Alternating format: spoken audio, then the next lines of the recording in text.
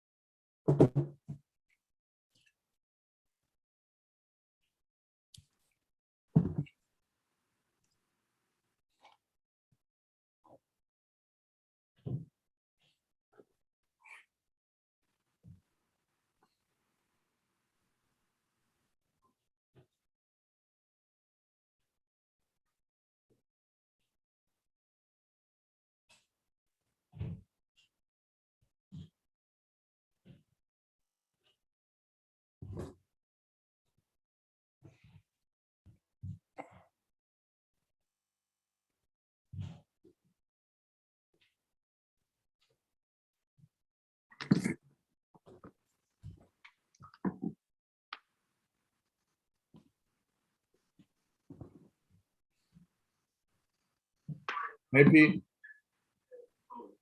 Hey, you there? Yeah. All right, so we all went back into the Zoom meeting finalists. Is that where you wanted us? No, you just leave the meeting room and it takes you to the main room. Oh, just leave the meeting room. Okay, so right now we're just kind of talking. So I'll tell them that The finalists can stay there for a couple more minutes. it doesn't, when it says, oh, leave room. Okay, got it. That's all better when to do. And then one last question. On the spreadsheet, we had a question. When do you want us to go into the judge's room? Is it right after the finalist interview 4 or after you connect with Vortex with Nick? So you guys all jump in. Nick is the only one that'll stay back. Okay, sounds good. Okay. All right, I'll tell him that. Okay, cool. Okay, later. Bye.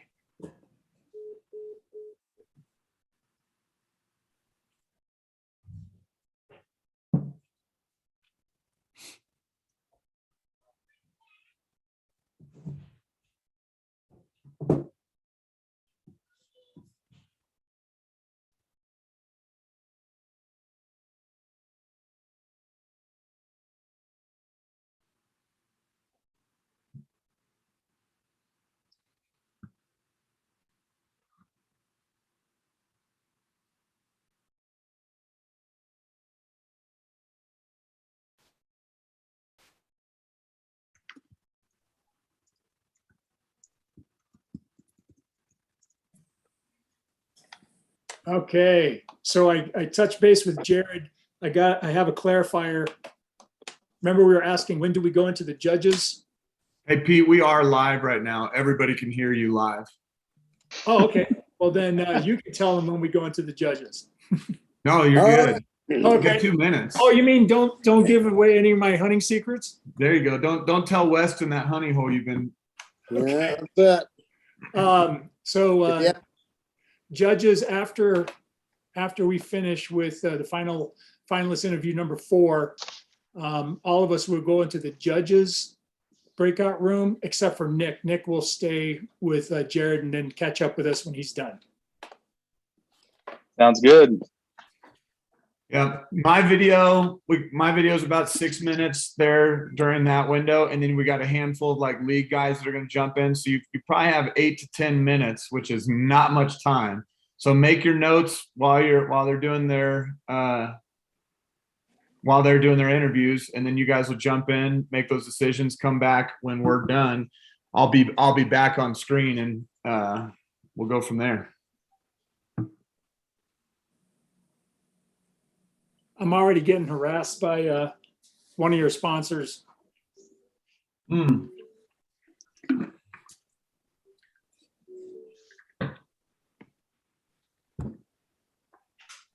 Well, Jared, this is exciting. So we're live right now. So those that are on the app can see this right now. Yeah, anybody that's on YouTube or Facebook, we're on. Well, I'd like to Wow. tell everybody on YouTube and Facebook that, again, I am Weston Clark, not identifying as my wife, Jody Clark. There. So it's ran downstairs from doing a show and up here to the hotel room in Las Vegas, Nevada at the World Archery Shoot. Didn't have time to change it, but we're excited to join. I love it. It's all right if you guys got married. You're one, so it's okay if We're one, baby. yeah, you take on her name for a bit.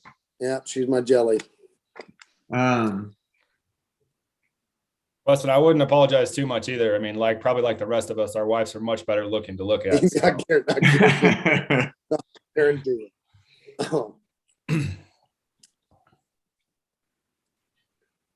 All right, guys, here we go. It's real. This is it. Live, baby. No do-over. Doing it live. No, it's scary stuff. Hey, AJ, could you just keep talking so we can keep your face on the screen with those mounts in the back? Because those. Yeah, that's serious, man. That's All right, guys, we are live. For you. Welcome officially to the 2021 Outdoorsman of the Year. Tonight, we've got an incredible night. We've got a judges panel made up of AJ from Velvet Antler Technologies, Peter Mosby, who's the 2020 champion, Weston Clark, Brave Experience, Nick Bluff from Vortex Optics, and Daniel Housley from Phoenix Store. So those are our judges panel tonight. Guys, we're super excited. We have 4 finalists. 2021, we had several users in the app put up incredible seasons. We had 12 candidates. You guys helped narrow those 12.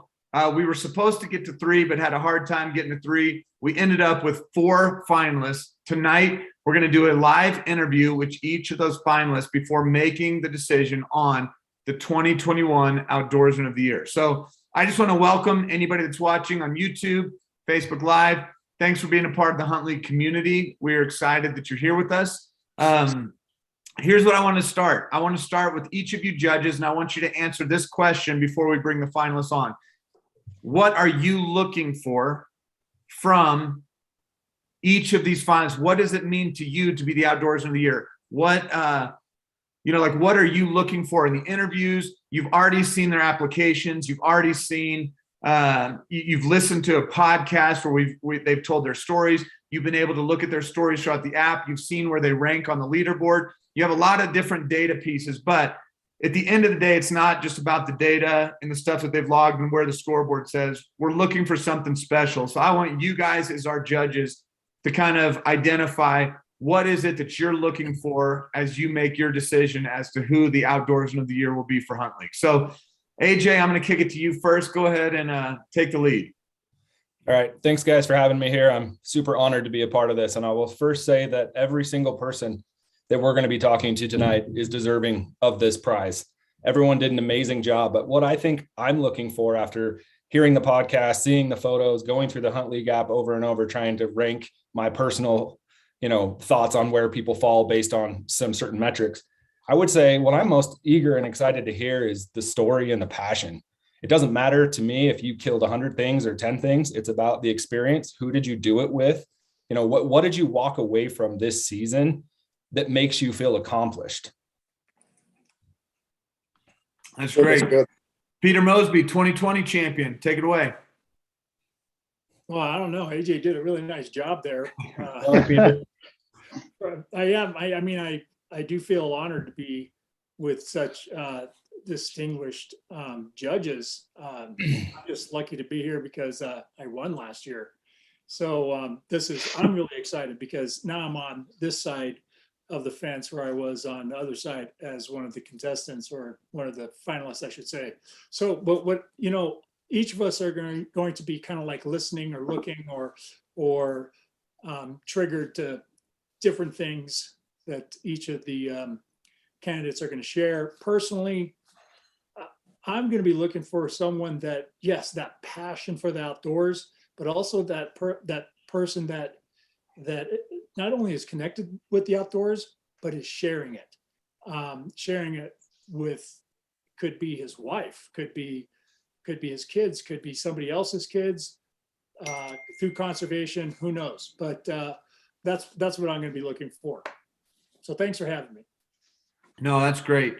I think a big part of why we built the HuntLeague app was to be able to capture stories so that you can share those stories with others. I mean, going all the way back to ancient cave paintings to drawing in journals, and passing down hunting stories has been a part of human history since the very beginning. And I think it's a critical component as an outdoorsman to be able to share those experiences with others and help bring other people up in the great sport that we all get to enjoy. So, Weston, what are you looking for in the Outdoorsman of the Year this year? It number one, it is an honor to be on this panel and the judges and to be in part of the community that I love. And, for 39 years being an outfitter and being part of the hunting community, it's a blessing. And we do live in the greatest nation on earth. Look what we're getting ready to do here, and doing it in the freedoms that we have. And as we do this tonight, we got to remember that there's sons and daughters of America in harm's way fighting for freedom, so that we can do what we're doing here. And so I'm looking for that. I'm looking for that candidate that just really has, as has been said, that passion, but that passion to pay it forward, that passion to bring others alongside in the sport that we all love, that we all fight for, to make sure that our children's children have this to be able to enjoy, to be able to have the stories that they can share with their kids and be able to, we all that in the panel that we have here, we've all elk hunted here, and that's my spirit animal. That's my, that's my passion, but to be able to, to recall, hey, when that bull was just at 28 yards, he had one more step to go, and that wind hit me in the back of the neck, but he was a 6x7 bull. I mean, those kind of stories that put you in counseling for the rest of the year, and, but really looking for that well-rounded candidate that is all about community, the hunt community, paying it forward, and the total experience, not the size of the animal that they harvested, but what is the total experience? And I want to hear that tonight. So it's an honor. That's good. Let's see who's next. Nick, go ahead.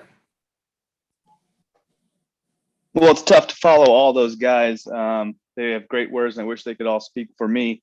But again, I'm honored to be here too, to be able to be a part of this community. I just posted my first HuntLeague, and it was kind of exciting getting all the thumbs up and all the fist pumps. So it's a good deal being a part of this. I think just Jared said a few weeks ago, as the application started coming in, that it's not going to be an easy year. And once I started reading those applications, and I think all the other judges here can say the same, it is not easy. I think I read 3 times a piece each application, and I still had a tough time ranking everybody against each other. But I feel that the top 4 that are here right now are good candidates for the top 4, and the 2021 Outdoorsman of the Year. But basically what I'm looking for is, what did you bring to the community to keep the spirit alive, to keep the hunting alive?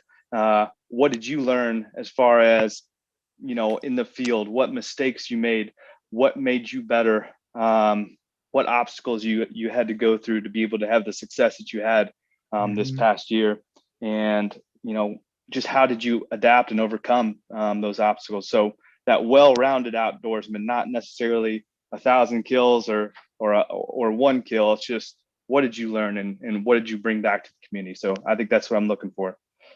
Absolutely. Daniel, let's hear from you. What are you looking for this year? Man, I feel like a fish out of water here a little bit. All you guys live in the woods, and I wish I could spend half the amount of time out there that you guys do.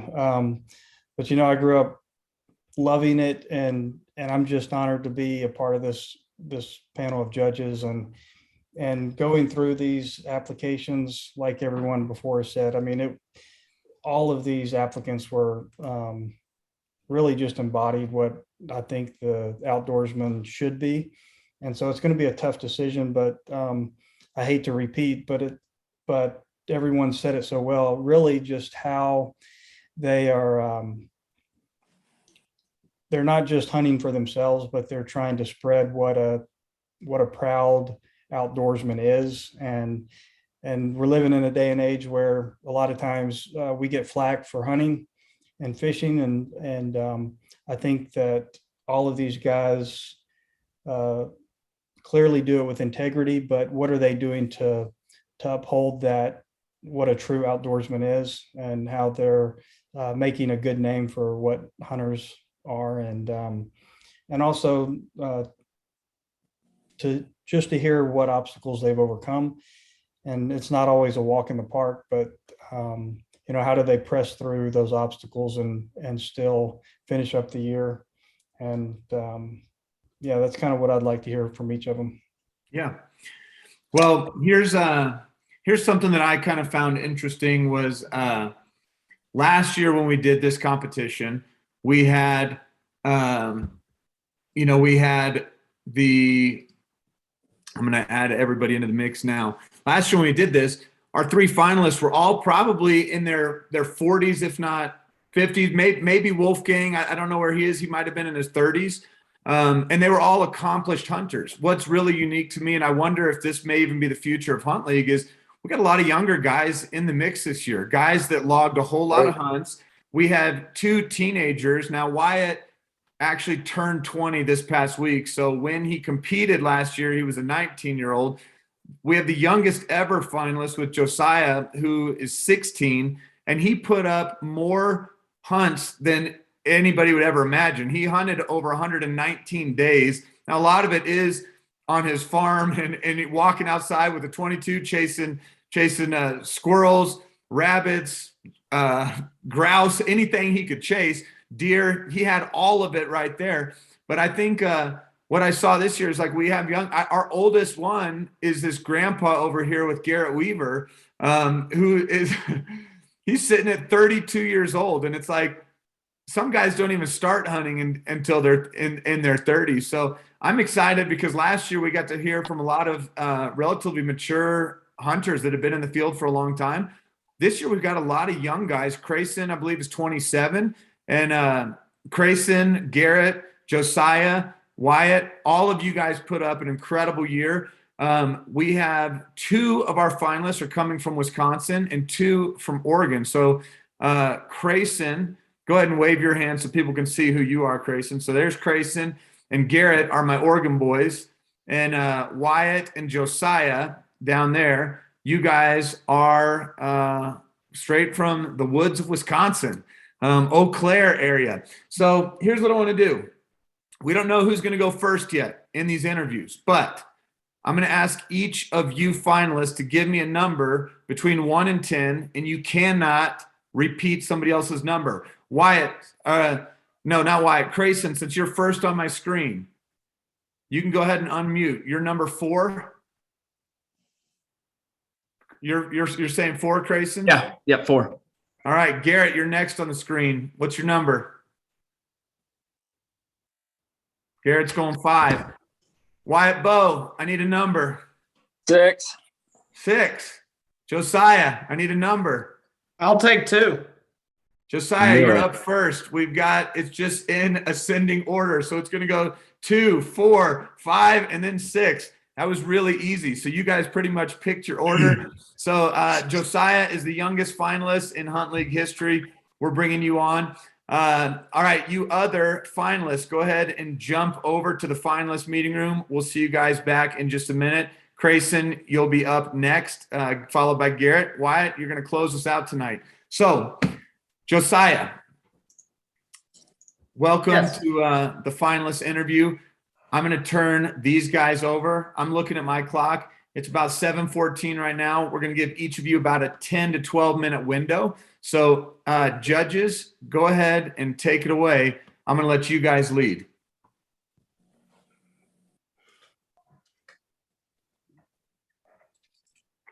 Pete, you are muted. So you're trying to speak, but you're muted. There you go. Sorry about that. So Josiah, we're so excited to meet you in person. All of us judges, like, Nick already said, we feel like we already know you just through the Hunt League, the app, as well as your application and the podcast. So now's our chance to find out a little bit more about you. We have a couple questions that we'd like to ask. I'll go ahead and start. Could you tell us what made this season extraordinary for you and why? I would say one of the main things for me was being able to get out in the woods so much. And honestly, I would say I had a very successful season. I got out quite a bit, and that was a ton of fun. I also got to take Isaac, I'm sure you guys know from the Hunt Logs. Got to take him out hunting, which was an absolute blast for sure. And then another guy from the farm we took out hunting. I had a great year duck hunting, deer hunting. I mean, I did quite a bit of stuff this year and just had fun. All right. Well, thank you. Who'd like to take the next one? Josiah, I'll take the next question. My next question is, did you encounter anything difficult this year that kind of put you off your game a little bit? And how did you overcome that?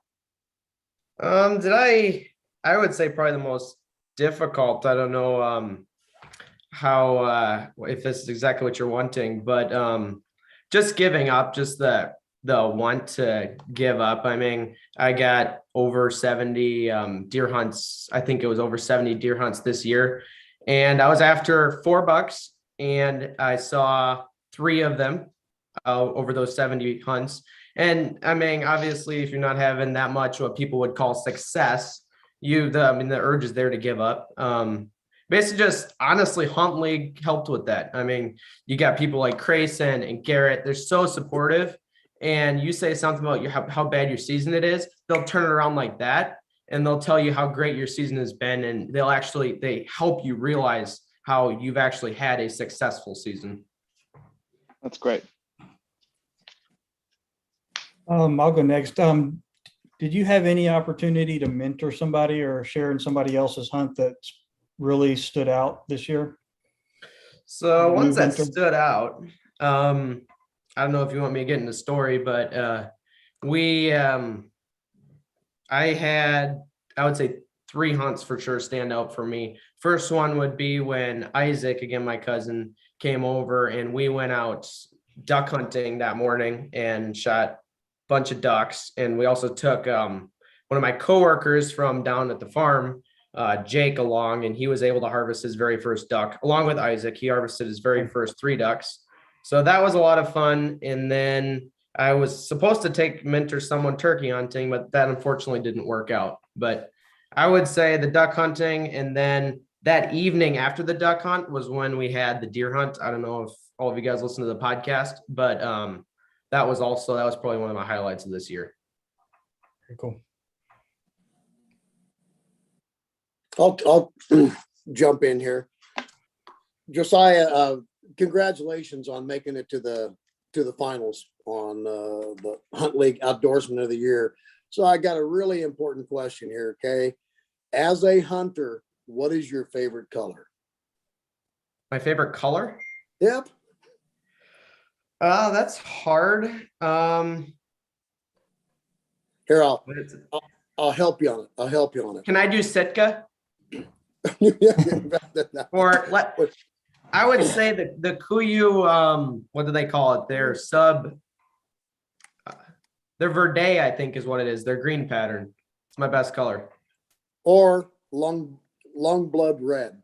So didn't mean to throw you off your game there, baby, but for all of us hunters, we love that long blood red there.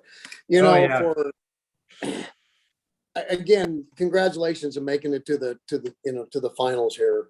What was the most extraordinary moment that you had, on the multiple hunts? I mean, you've got the four bucks that you encountered there, there's hunt after hunt, but what is that one that, you're driving down the road, you're recalling the past hunts in your mind, that extraordinary moment? Can you share with all the viewers what that is? So first of all, that is a impossible question to answer because honestly, this year was full of highlights. Trying to pick out one is really, really tough. I would say I have probably top three. The first one would have been taking Isaac out in the Mississippi with Jake. We had a great morning. We got a bunch of ducks. It was a great tent. He shot his first duck. He's always wanted to. He fell in love with duck hunting. Now he likes it more than deer hunting. So that's always cool. So that would probably be close to my number one highlight. And then taking my gobbler at 3 yards, that was pretty good. And then having encounter with, all three times I had encounters with my target bucks. That was all, those will all be highlights. Even though I didn't end up killing them, definitely be highlights. Fantastic. Thanks for sharing, brother. And good luck.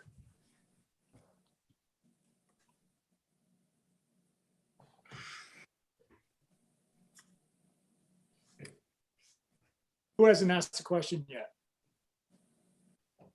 Go ahead, AJ. Sorry, I had to get unmuted there.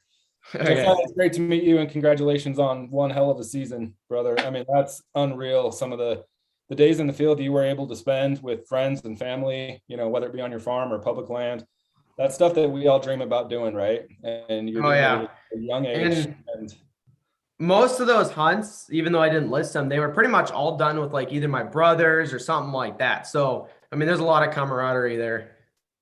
Yeah, that's great. So the question I have, since these guys all stole the other ones I was going to ask, would be, did you, any of the days you were out in the field, whether it be with a friend or a coworker or a brother, did you run into any ethical dilemmas and how did you deal with that? Oh boy, that's a tough one. Not really. I couldn't, I'm trying to think here. I can't think of a single really ethical dilemma. You didn't have a whole bunch of ducks and geese coming in before shooting light? Well, I wasn't even tempted. It's illegal. Good answer. Yeah, good answer. And part of the reason I asked that is every single one of us that's sitting on this right now has been faced with an ethical dilemma at some point, whether it's, a shot that we're unsure of what's behind it, shooting times, anything like that. So again, as an older hunter, one thing that I do, commend you on is that temptation. Don't ever let that get the best of you, and don't ever compromise what you're passionate about for Instagram or for whatever, a picture, because it will come back and hurt you in more ways than you can probably ever understand. Yep, well said. Yeah, definitely. We'll definitely keep that in mind.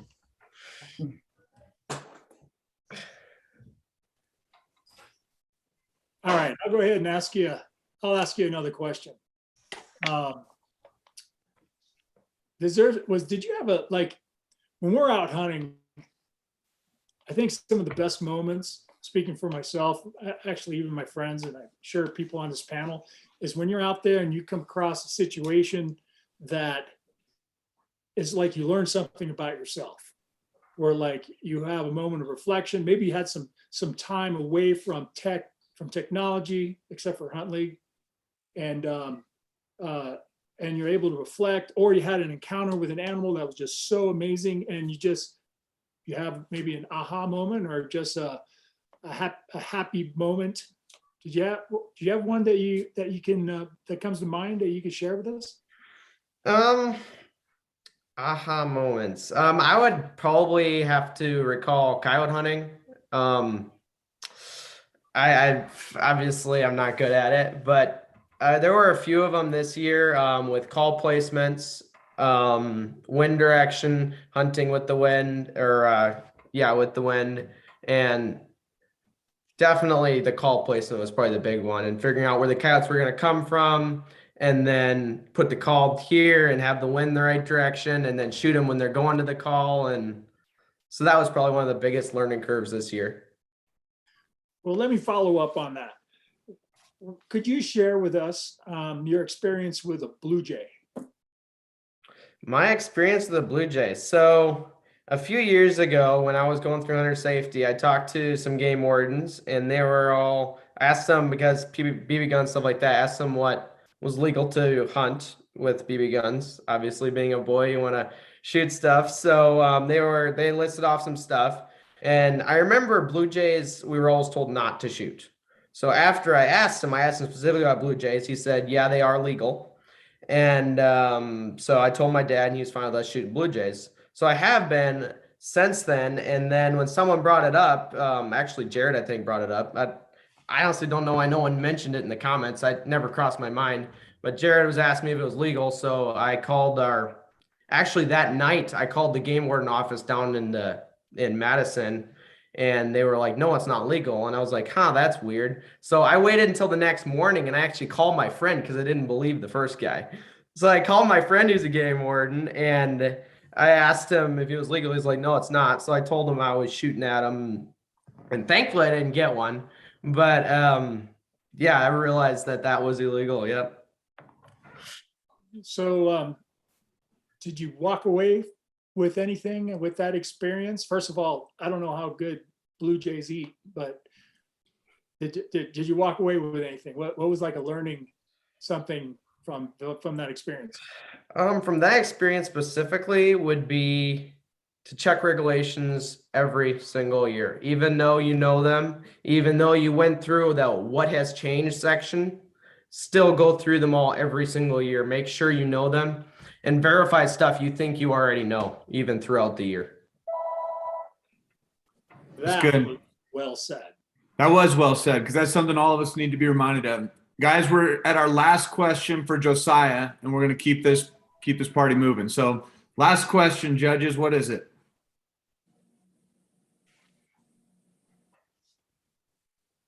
Go ahead, guys. I think, what do you think the Outdoorsman of the Year represents? What does the title symbolize? What does it mean to you? So that would all depend on how you define outdoorsman. I would say an outdoorsman is definitely more than someone who just hunts. Conservationists, someone who's active and, like, I don't know if you guys know about Howl for Wildlife, but active and stuff like that, fighting against the anti-movement. And then someone who hunts, and someone who goes outside and loves the outdoors would be my definition of outdoorsman. So what the Outdoorsman of the Year would mean is who did all of that stuff that I just listed the best. And then in HuntLeague, I would say more the Outdoorsman of the Year title would also have to add in put more weight on who had the best year hunting, who had, like I already defined successful, I think. So who had the most successful season, even though you didn't kill stuff, you learned stuff, you had a great year, you introduced people to hunting, you helped with conservation, all that stuff defines a successful season. So I would say Outdoorsman of the Year would be who had the most successful season.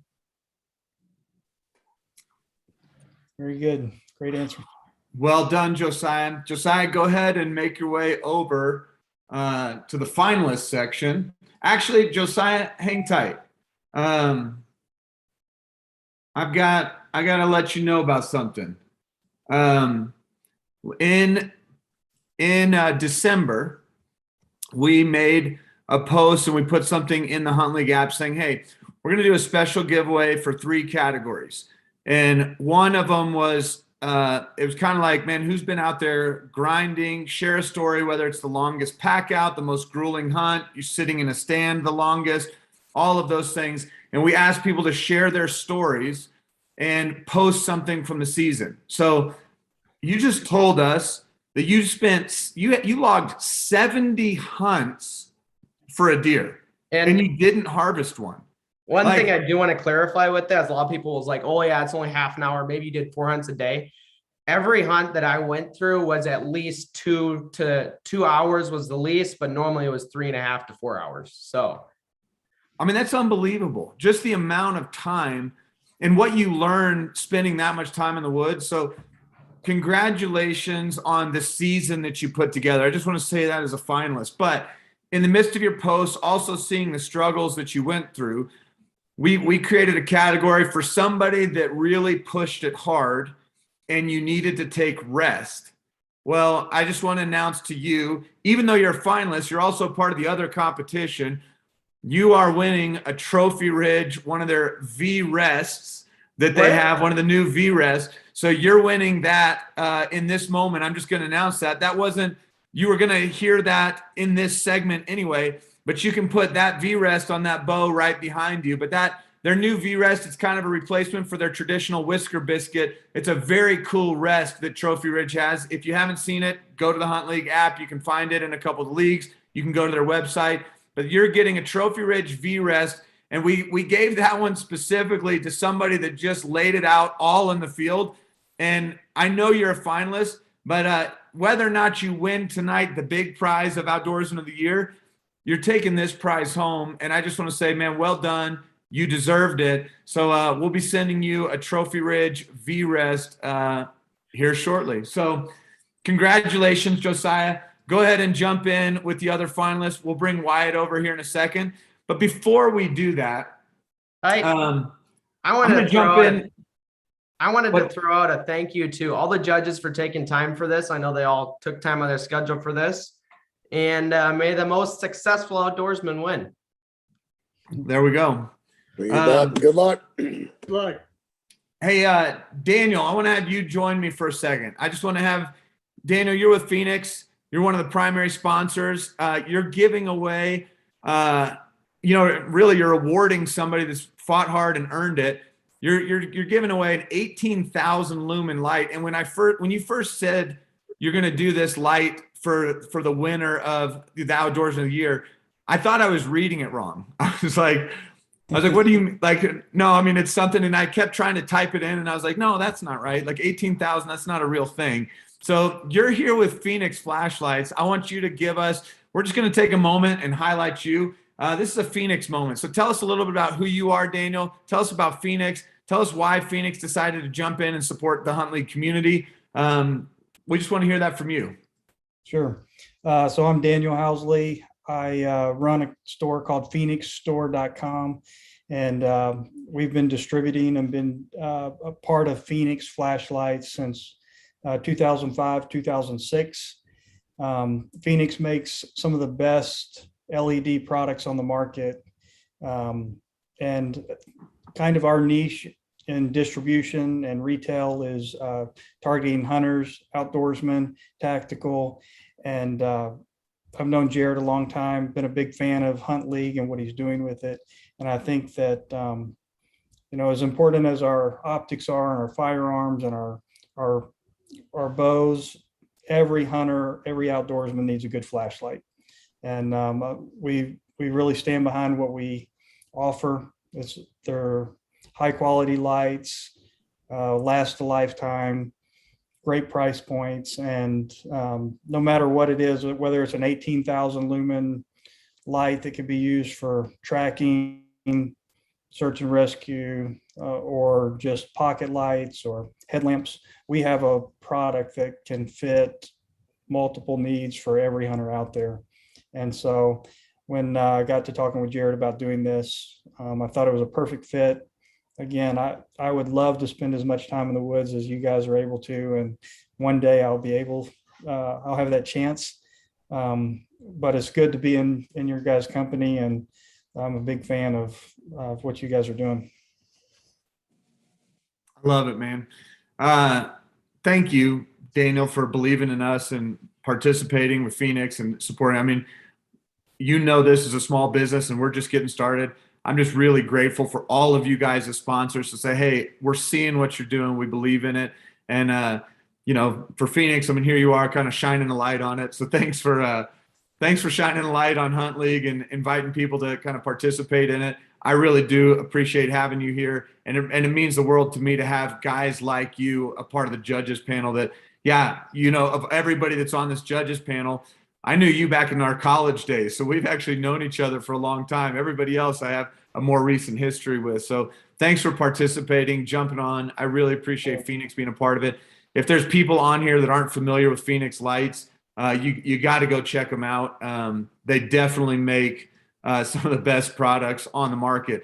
Josiah, who was just on here, him and all his brothers, they're big time Phoenix guys, and they're always using those lights. They carry them in their trucks. They carry them on their pockets. So you just had the first interview was with a hardcore Phoenix guy. So, all right, Crayson, Hey, I how's see it you going? on. Are you ready for your judges interview? You ready I'm to so go? excited. Let's do it. Okay, judges, we got to keep this night moving. Take it away. Let's move quick. We're gonna give you about 10 to 12 minutes, Crayson. So Perfect. here we go.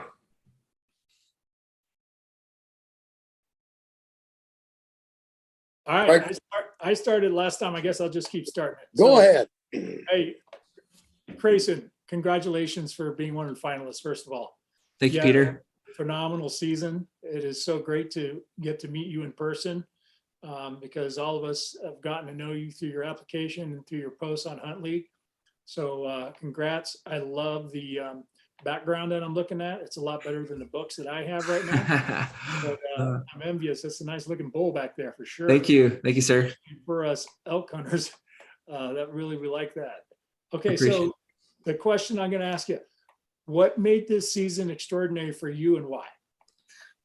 I had a great season this year. Taking the biggest bull I have with my bow. I got to share half that hunt in the evening time by myself, and I stuck him with one arrow and came back the next day with my dad to help, and he was still fully chasing elk around. And just to be able to have my dad there to help me just watch me take him down. And I am a terrible storyteller, but that's why I bring a camera with me to try to capture all the hunt. And that's one of my favorite things to do. But leading into it, like this season was just so blessed, just completely blessed with my elk, with my dad. I called in a spike for him in his spike only archery tag. For my wife, I got her really into archery the last 3 years. And this year she actually had a couple opportunities to take a shot on a cow elk and a buck. But I really dive into the predator hunting and doing that kind of predator control in my area. And I love to educate people about doing that because I have had a lot of experience calling in predators and trying to catch it all on film. Self-filming is one of my biggest passions. And I finally, this year, 2022, have a cameraman guy that wants to step up, my brother-in-law, because I've been talking to him about all this hunting and he just wants to get wrapped up in it too. So this year for sure was my biggest bull I've taken with my bow. I've never actually rifle deer hunted or elk hunted. Since I was just walking, I was following dad around, and my dad and my uncle were the first ones in the family tree to pick up the bow. And that's all I've ever done is archery hunting. And that's my biggest passion for the big game. So especially just this year was absolutely blessing with that big bull and catching it all on film and everything like that. So. Oh, fantastic. I'm looking forward to see some of the posts that you have next year. Now that you're going to have a dedicated videographer. Yeah. It would Yeah. be amazing to capture that moment when you harvested those two cougars. I heard that on the podcast. That was unbelievable story. So thank you for sharing that. Yeah. Yeah. I'm going to pass it off to Weston so we can get some questions in for you. Okay? Cool. Fantastic. Grayson, fantastic year. Congratulate you on your success and welcome to the finalist of the HuntLeague Outdoorsman of the Year. And it's good to see those heads back there on those skull hooker mounts. Yeah. Yeah. Thank you, sir. Absolutely. Thank you. Elk's my passion. So I'm going to switch it up here a little bit there. what was your greatest challenge on that bull there? What was your greatest challenge in getting on him? And was it a morning or an evening, afternoon kill on your bull there? But what was your greatest challenge? Well, honestly, this was my best season yet dealing with the elk. I was an elk every single day since the opener. And unfortunately I got COVID that first week, and man, I could not draw my bow. I lost complete. So, I mean, I was still out there, and, I did spot this bull the day before season, and he was on the property that I got permission to hunt. And so the whole season I followed his routines. I figured out what he wanted to do. He had a big herd of cows already just opening weekend. I mean, this is the end of August. So when it came down to it, it was the last 2 weeks of the season. And it was a really open pasture area that he liked to hang out with a few cows. And there's 3 bushes on top of that knoll. And I watched for like 3 nights in a row, he did the exact same thing. And I'm like, I got to get up there before he does. And I'm a pretty aggressive caller. So throughout my whole hunting, I'm so passionate about talking to him, bugling him in. And I've had great success throughout my whole life doing that. But this year I really had to learn the open country, spot and stock, be patient. And it really put me to the test. I didn't really ever blow him out, but wind is swirling up on top there. And anyways, I picked the right bush to sit under, and at 85 yards, he comes down and he's bugling, making like the gruntiest T-Rex noises I've ever heard. And I was just boiling. I don't know. And it was windy that night, and the tree behind me, I couldn't tell if I was shaking more than it with the wind, and just a crazy thing. And he ended up coming all the way to 40 yards. Actually, it was 35. I thought it was 40. When I drew back, I actually had my rangefinder tucked in my binoculars, and it plopped off, and he caught my attention by that. And I held for 40, and it was actually 35, shot a little high. And man, after that, I called my dad. I was like, I think I killed the biggest bull of my life. And at that point I went and checked for blood. And anyways, it went on to the next morning at 4. My dad's a music teacher. So he's like, I can help you till about 8:30, but then I got kids coming in. And anyways, we picked up the blood trail, and we followed it for 500, 600 yards. And really, it made me nervous to wound one. And we ended up following him back towards like where we parked the truck, and we came around. Anyways, I'm not a great storyteller, but that bull ended up chasing more cows the direction that we were coming back grid searching for him. And he was the closest bull that came, and I drew back, and my dad's filming with the iPhone, and it was just unreal. Like I look back and like, that's my bull. I can see my arrow, and he walks right 20 yards. I gave him a little cow call, shot him, and my dad's filming. I mean, it's just an iPhone, but it captured that entire moment of like, just, I don't know. I can't ever relive it. I mean, it's just so good. And he drops on the film, on the video, and there's my bull. I'm giving my dad a big hug. And it was one of those moments. I mean, my dad raised me up in this whole archery elk calling, and there we are again. He's getting up in his age, and it's just another memory to tack on to tell my kids at some point. So. Oh, that's great. What a great storyteller you actually are on that. We're all in the moment there, and overcoming adversity when that rangefinder fell out of your pocket caused things to happen more quickly than what you wanted. And I know that all of us on here and those viewers wish that elk would get COVID and take away their smell. Oh, so, man. But yeah, would that be nice? Yeah. But we wish you the greatest success to the rest of the competition here. Thank you. And thank you for sharing that story. Thank you very much. Yeah. Thank you. Grayson, congratulations on all your success, man. Like Peter and everyone else has said, it was really fun to watch. And again, listening to you tell the story, I'm right there with you. I'm excited for you. I wish I could have been there. The one question that I always kind of look back on in my own season is, if you could change one thing about it, what would you have done differently, good, bad, or indifferent? About that hunt, do you think, or just the season? Just your season, your season in general. Man, I mean,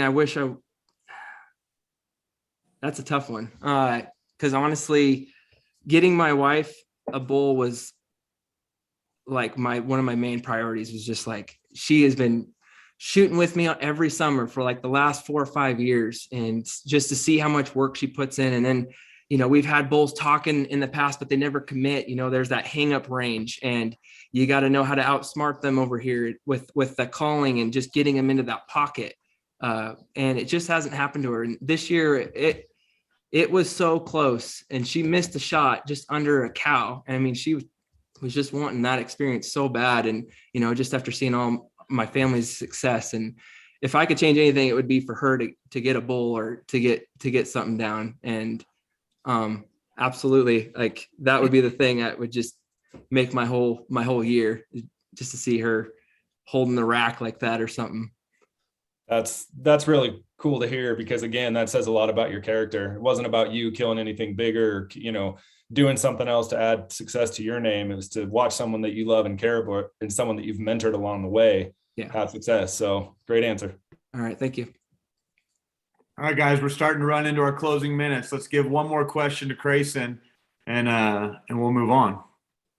Good thing. Congratulations, man. And you keep saying you're not a storyteller, but I disagree. Those are very well told. Last question. What do you think the Outdoorsman of the Year represents? And what does that title symbolize?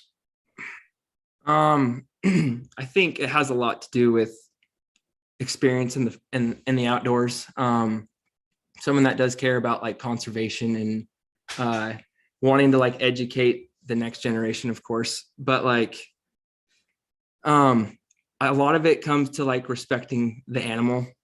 For me, is like just to see people that, coyotes, they are like one of my favorite animals. Elk are my absolute, like, those two are my favorite animals. And I hate to see them suffer. I hate to see them, I know coyotes need to go in areas to help the deer population. I know, elk fills that freezer over there, and I can give it to family and the neighbors down the street here. And someone that really does care about, showing respect to what God's given us and just being ethical. And it just kind of wraps up into one thing, just being one of those people that really cares about, preserving this for future generations. Great answers, Grayson. 27 years old. You put together a heck of a season. I know that, as good as this season was, and it may have been a best season for you. I know it might be hard to compete with your 2019 when you doubled up on some mountain lions within about a 10-minute window. I mean, that was a fun story you got to tell on the podcast, but you put together a heck of a season. And, one of the things that I look for in the Outdoorsman of the Year is like, is this a banner year for them? Is this maybe the season that's going to define their lifetime? And this may have been the defining season of your life so far. Maybe it might tie with 2019. But the thing that I'm convinced of, and watching what I've seen with you and the way that you want to film your hunts and the way that you genuinely care about predator hunting, conservation, you got a well-rounded thing. But I'm like, man, your future is so bright. I think you still, as good as this season is, I mean, I think you still have incredible seasons out in front of you where, like when AJ was asking, would you change anything? And you mentioned like, I would love to see my wife get an elk. And I listened to that and I'm like, that might be next year. And when that happens, you might rank that and say, hey, that was actually the best season of my life, not because of what I did, but because of what she did. And we see that passion wrapped up in you. So as the founder of the app and as a person that's put HuntLeague together, man, I just want to thank you for being a part of our community. And I want to see more and more young men like you, like Josiah, a part of this community, because you do inspire us. You're young, but here you are talking to a generation that everybody is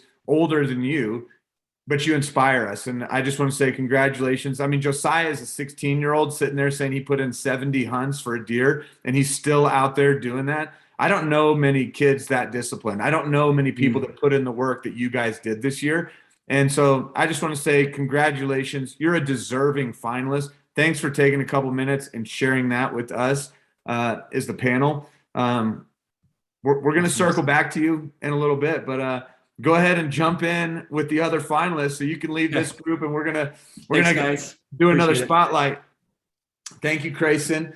Thank you. Hey, let's see here. I gotta catch up.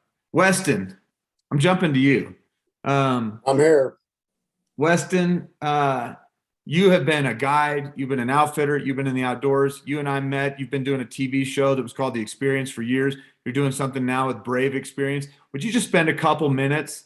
We're going to put a spotlight on Brave Experience. People may have seen what it is in the app. They see it in the Outdoorsman of the Year listed as one of the prizes. But can you just go ahead and introduce us as the HuntLeague community what Brave Experience is? No, absolutely. And again, it's an honor being part of this community. You know, I've been an outfitter for 39 years. I got my start taking Will Primos and Jimmy Primos and the Primos crew on their first elk hunt over 39 years ago. And then having dual game calls. And then my family's always been in the meat business and been in the jerky business. My dad created High Mountain Jerky Cure and Seasoning. And I invented the cracked pepper garlic, and he gave me $2,000 in a non-compete clause. So anyway, if you use that, I created that seasoning, then brought it over to Brave here. You can see the flag here. This is what we're most about. Number one, right now, as we're on here today, there's men and women that are fighting for our freedom. We must never forget that. There's firemen that are going out the door, police officers, first responders, you know, that are suiting up, vesting up, and going out there. And so 5% of every sale goes back to honor those heroes. Right now, the 5% is paying for 2 wildland firefighters, burn survivors. We surprised at a PBR event in Nampa, Idaho, and then took them to bucking the bulls on the deck of the USS Lexington. There's nothing like standing on the deck of the USS Lexington singing the national anthem. Tell me we don't live in the greatest country, in the greatest nation, greatest country in the world. And then the other thing is the American raised beef. We've got to stand with our American rancher. The average rancher is losing $250 every head that hits a slaughterhouse door. Our 4 major packers are foreign owned. The suicide rate amongst our American ranchers is through the roof. I challenge everybody to Google it. It will blow your mind on farmers and ranchers. We got to find distribution for these ranchers. And so we're using 100% carcass. We use 100% American raised beef. The largest jerky company in the world out there and in this nation does $1 billion a year, and they use 0 American raised beef. We gotta change that. So with our jerky Brave Experience, it's worthy of the hero in all of us. It's all natural. And again, 5% goes back to honor our heroes. So if you go to brave-experience.com, that's brave-experience.com, and use promo code HEROES, you'll get 10% off. I sound like My Pillow, but it is. It's Brave Experience. But we got to stand for the American rancher. We got to stand for the American hero. And we're flying that flag, and we ain't scared. God bless the United States of America. And it's this community that's a major part of bringing this nation back. And who else, if things go sideways, are they going to come to ask, if we can go out and supply meat for them? But anyway, Brave Experience. That was a great introduction. I'm sure a lot of people have never heard that. You know, they've seen the packaging, they've seen the meat, they've seen something, but it's like they haven't even tried it yet. So I would encourage everybody in the HuntLeague community, get out there and understand, what we're supporting, how we're spending our money, and how it actually does make a difference. I think it's mind-blowing to hear, things about suicide and those things with our ranchers and what they're actually, the competition that's out there. So thanks for shining a light on that too, Weston. We're really grateful to have somebody that's such an experienced outdoorsman, as well as somebody with such a passion for this nation and for the people of this nation. So thank you for joining us. We're gonna do we're gonna jump and do a quick giveaway. Some of you guys, we did another one. This is going back to what we did in December, but we had people post, stories from different places that they hunted. This is the adventure package, and somebody that's looking to hunt in multiple states. It's kind of ironic, but he won this through some of his posts that he did in the community page. But I'm going to turn this one over to Hunt Score. We got Matt at Hunt Score, so I'm going to turn this one over to him, share a little video that he shot. So here we go. Hey folks, Matt Haberger here. I'm the owner of HuntScore, and I'm excited to be partnering with Jared and HuntLeague this year to give away a HuntScore membership. You know, when Jared talked to me about HuntLeague and partnering, I thought, man, this is an awesome app. Allows people to get in there, log their hunts, and you know, also you get to share with the community and also do a little friendly competition. So nothing wrong with that. In fact, you know, it's what a lot of us do. This just kind of brings it into the digital age. So anyways, if you aren't familiar with HuntScore, we provide data and tools to help hunters find their hunts. And whether you're looking for draws, harvest data, you want to apply to limited entry hunts, or trying to find the best over-the-counter hunt, we've got it all in a platform that allows you to pretty quickly and easily compare hunts and find your hunt. So with that, I will tell you who the winner is of this year's annual HuntScore membership, and I apologize for giving them a leg up on next year's competition.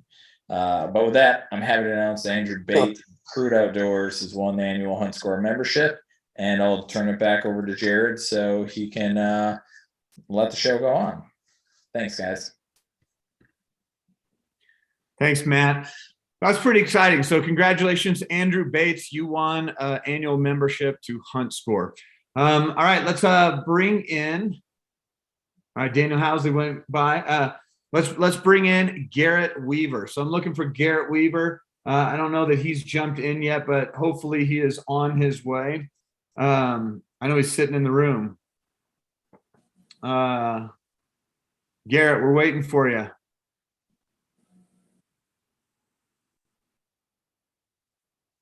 Let's see.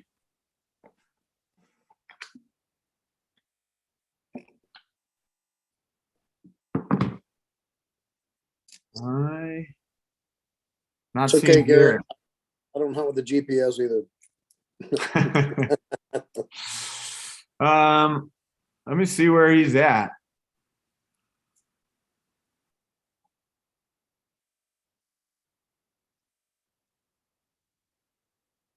We got a guy Will coming in, but he's coming a little early. Got guy Will coming in, but he's coming a little early. All right, there's Will. Will, we got you in a breakout room. Let's see if we can get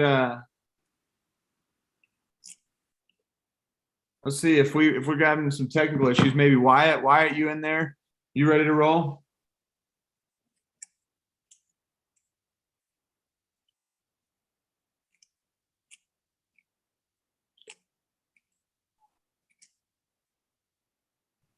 Okay, sorry, Garrett is saying he got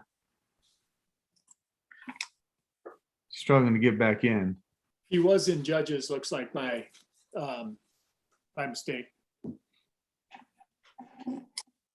Okay, this is the fun part of dealing with technical issues. All right, here he comes. I can see him now. Garrett Weaver. What's Welcome. what's a YouTube video without a little technical difficulties? Man, I'm glad you made it. Yeah. A little bit of a delay, but thanks for jumping in. We're gonna jump right into it. I met you right before the season started. I think we just reached out on Instagram. I had watched a couple of your videos, and I think I'd commented and then told you a little bit about the HuntLeague app. The next day, we're like, hey, you want to record a podcast? We jumped in, did a podcast.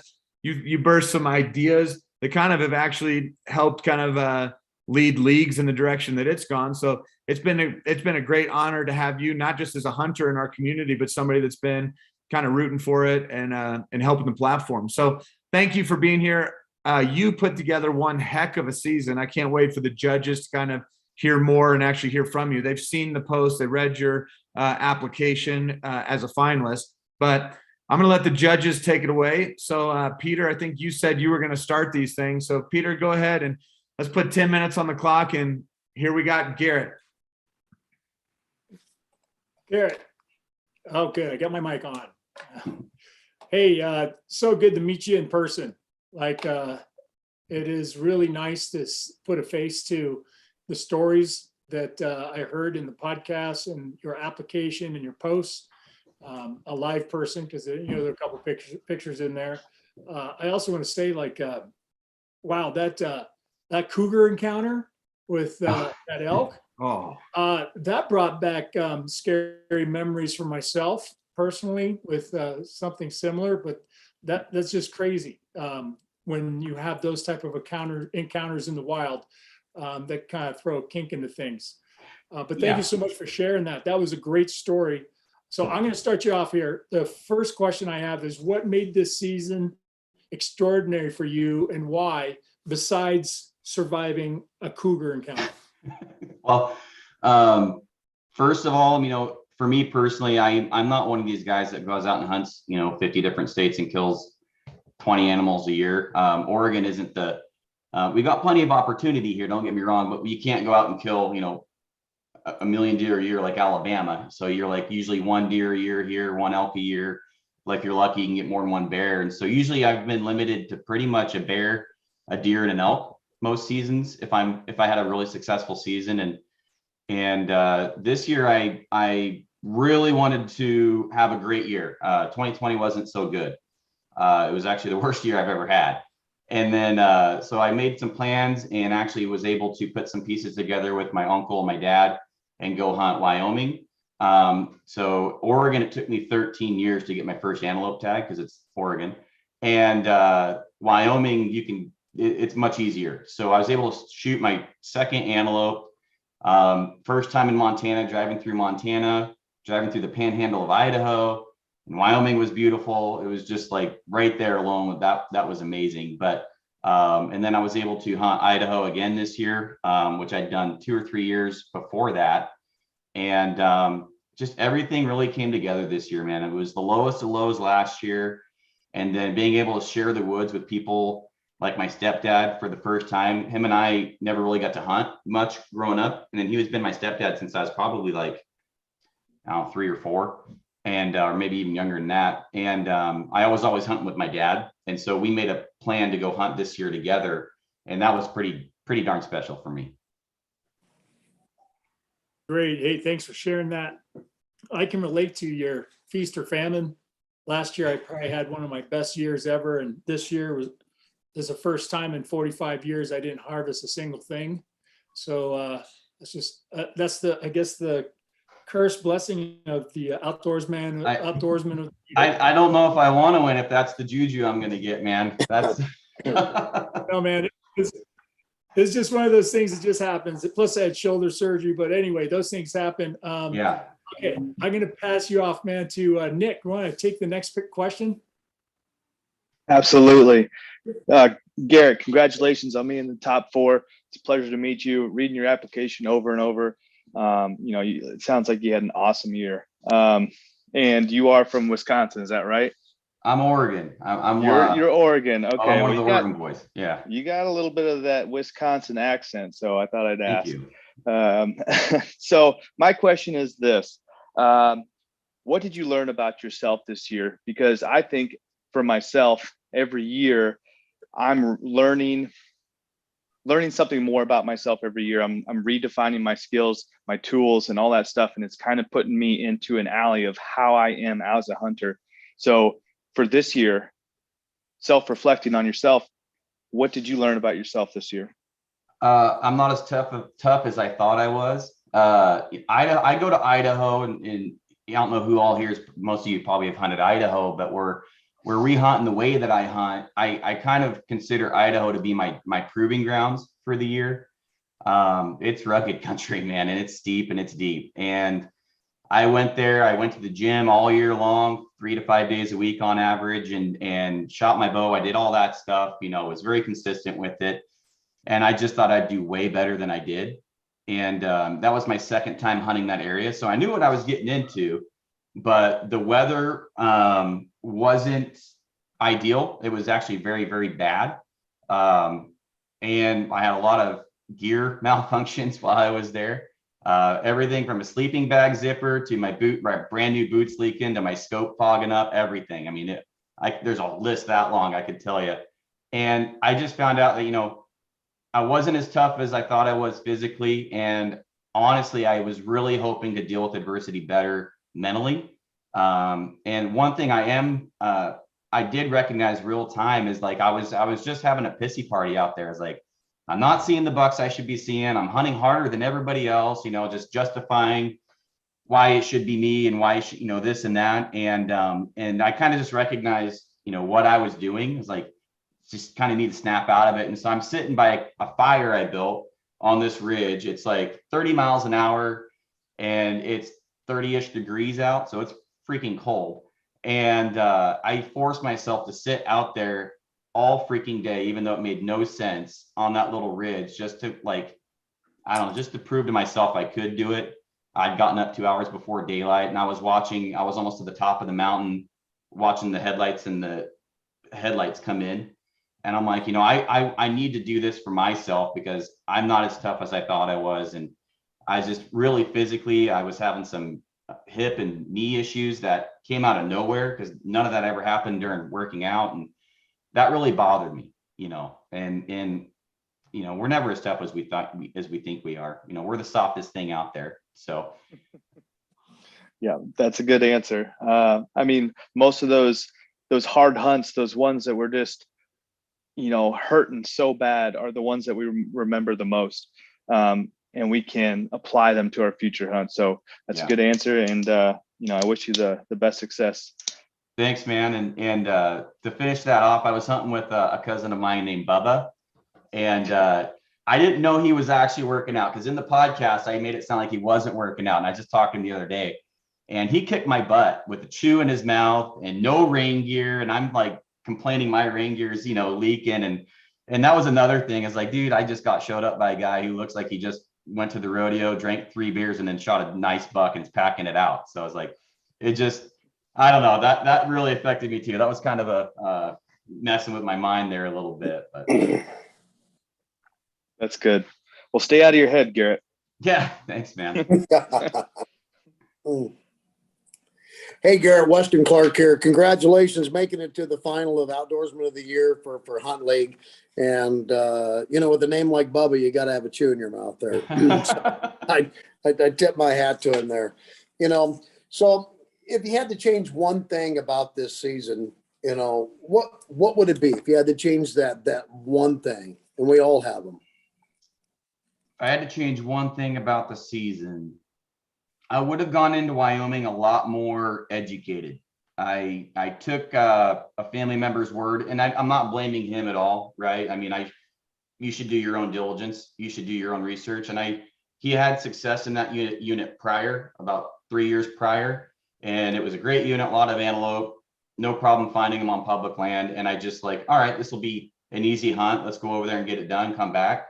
And there was a disease that went through that area, a really bad drought, a ton of hunters. I mean, I was scouring Onyx, finding these, I call them like land bridges of like BLM that are like 200 yards wide that leads you into a giant swath of BLM, but they're surrounded by private. And I don't know who here's hunted Wyoming, but they don't really mark crap over there. So you have to have Onyx. And I get back there and no one else is going to be back there because no one else is going to have this idea. And I'd get 2 miles in and then there'd be 3 guys walking out. And I'm like, if I would have done, if it was just a regular hunt and I would have just done the research, I would have had a lot better idea of what I was getting into. And it came to making a really lucky phone call in the parking lot in town and getting a hold of a rancher. And that was the only reason we filled our tags. I mean, we all would have went home empty handed, and that was completely, I call it luck. But as we were driving around, I was marking all the ranches I kept seeing antelope on. And I just made the phone calls to those ranches, and first phone call I got a yes. And I was like, heck yeah. So I would say do more due diligence, even on the for sure hunts. That's what I would change. Well, that's wisdom there. I took Jim Zumbo to Unit 2 in Colorado, which is a high trophy unit, on an antelope hunt. And it was absolutely brutal. It was a nightmare. I'm here with Jim Zumbo and we can't find an antelope. And so every year, that's just wisdom there. You got to do your own due diligence. So thank you for sharing that, man. And good luck. Thanks. Garrett, congratulations on all your success, man. Again, it's been fun to watch you throughout the season and the recap and the podcast and everything. Hey, you're mentioning, it's funny because I've hunted Wyoming as well, and you're right, they don't post shit out there, and it's guys like Weston's friends that own a bunch of cattle ranches that will come and give you a hard time for trespassing when it wasn't intentional. But Yeah. did you ever find yourself when you were on a hunt like that where you were kind of down on your luck and things weren't playing out the way you wanted? Were you ever faced with an ethical dilemma of maybe just shooting one on someone's property without permission? Anything like that ever cross your mind? I think well, straight up, yeah, but would I ever do it? No. I think when you're struggling that freaking hard and you're just seeing all these antelope and you're having to drive 80 miles a day to go hunt, 60 acre, 80 acre parcels of, BLM that 50 other people are glassing. And then you see one that's like right on the edge of BLM and private, and you're like, I don't know. And it just comes down to, it's not worth it. And it's not the right thing. I love hunting too much to give up my rights for something so stupid, but there was a million opportunities over there. It sounds like you've hunted it. So I know you could corner hop and get into some state land in a bunch of spots or BLM. And there's a court case going on right now, I think in is it Wyoming? It might even be Wyoming, the corner hopping guys. And I didn't want to be the first guy to test that court case. And so, it was just better to make the phone call and pay the $300 to the rancher and get 9,000 acres for $300 and turn that trip around, man. But yeah, I think anybody facing that scenario where you are so invested into that hunt, I drove 19 hours and then you're like, this is it. This is it. And then you just see all these bucks that are magically on that invisible line. It's like, I can't do it, because even if you shoot it and it's 10 yards in, you can't prove it if it runs off on the private. So it's just not worth it. But I think it's just natural to, natural to have the want to yearn or the need to just, I don't know. I would never do it, but yeah, that was absolutely a dilemma over there. Hey, Garrett, we're going to run out of time, but I want to ask real quick, because we kind of asked you some of the challenges, but you had a really successful season. You had a bear, you had an elk, you had 2 deer, you had a pronghorn. If it came to a big game champion, you have that in the bag without question. But tell me a little bit about what was the highlight moment for you? I'm going to ask that, and then I'll let the judges kind of have one final question, then we got to wrap it up and keep moving. But what was the highlight of your season? You had a lot of success. So what was the one moment that you would point out and say that was it? Yeah, well, sorry for answering long. Probably should answer shorter so I can get more questions in. But my favorite moment is going to sound probably pretty insignificant unless you have a wife that doesn't hunt, or you're trying to get her into hunting. I took my wife up, and after last year, hopefully you guys listen to the podcast so you know what happened there. I wasn't even going to mention the word hunting to her, but she went out and bought her own hunting license, her own hunting tags on her own. And I promised myself and her I wasn't going to ever bring it up unless she did. And she's like, I get home from Idaho a few days later, she's like, take me hunting. Hell yeah, let's go. And so we went over there, and then we're like, we don't have much daylight left, right? And so she's like, well, I'm hungry, I want to get a taco salad. And so I'm like, all right, let's pull in here, get a taco salad. If we run out of daylight, it's your hunt, right? And so she gets her taco salad, we're driving up the mountain, and then she starts getting cold as I'm glassing. And so I put on the seat warmers. Well, the seat warmers put her to sleep. So we pull up to the spot, and I get out, and she's sleeping in the truck. And I get out and I'm glassing last hour of daylight, like less than that. And then I spot some does coming out of the timber, and it's November 4th. And it's, I would say, half an hour of daylight left at this point. And I'm just going to play the does like there's a buck with them, because it's that time of year. And I go back, I say, I got some does spotted, and she moans and grumbles. I'm like, I'm not going to, not going to push you. So I'm just going to go walk over there with the gun. I got a tag, and we'll see what happens. And, a really nice blacktail was looking at the does about another 250, 300 yards down the timber. And, that white muzzle just barely poking out right at dusk. And I was able to put one in them. And in my favorite moment, to answer the question, is her helping me holding, she brought my pack, because I didn't bring my pack with me because I wanted to make time. So she grabbed my pack, my knives, and the wrong knives. And so I had to do that whole deer with a flay knife. I had to do the whole thing And so I was like, dude, so if you've ever quartered in a deer with a flay knife the whole way, kudos to you. It's a pain in the ass. So So that's your highlight, huh? Doing that. yeah, but no, having her there. there for that moment Oh, was my favorite part of the whole year. You know, just that for me, that was my highlight. That was supposed to be her deer, but she's fascinated with that part of the hunt. Just the watching the animal get, you know, basically quartered up, having the flesh come off the bones, everything. She loves that part. And so hope, you know, just helping her fall in love with hunting along the way has just been a really big blessing. So All right, guys, final question. Congratulations, man. It was a great year. Lots of success, and it's cool to hear the stories behind it all. But last question, what do you think Outdoorsman of the Year represents?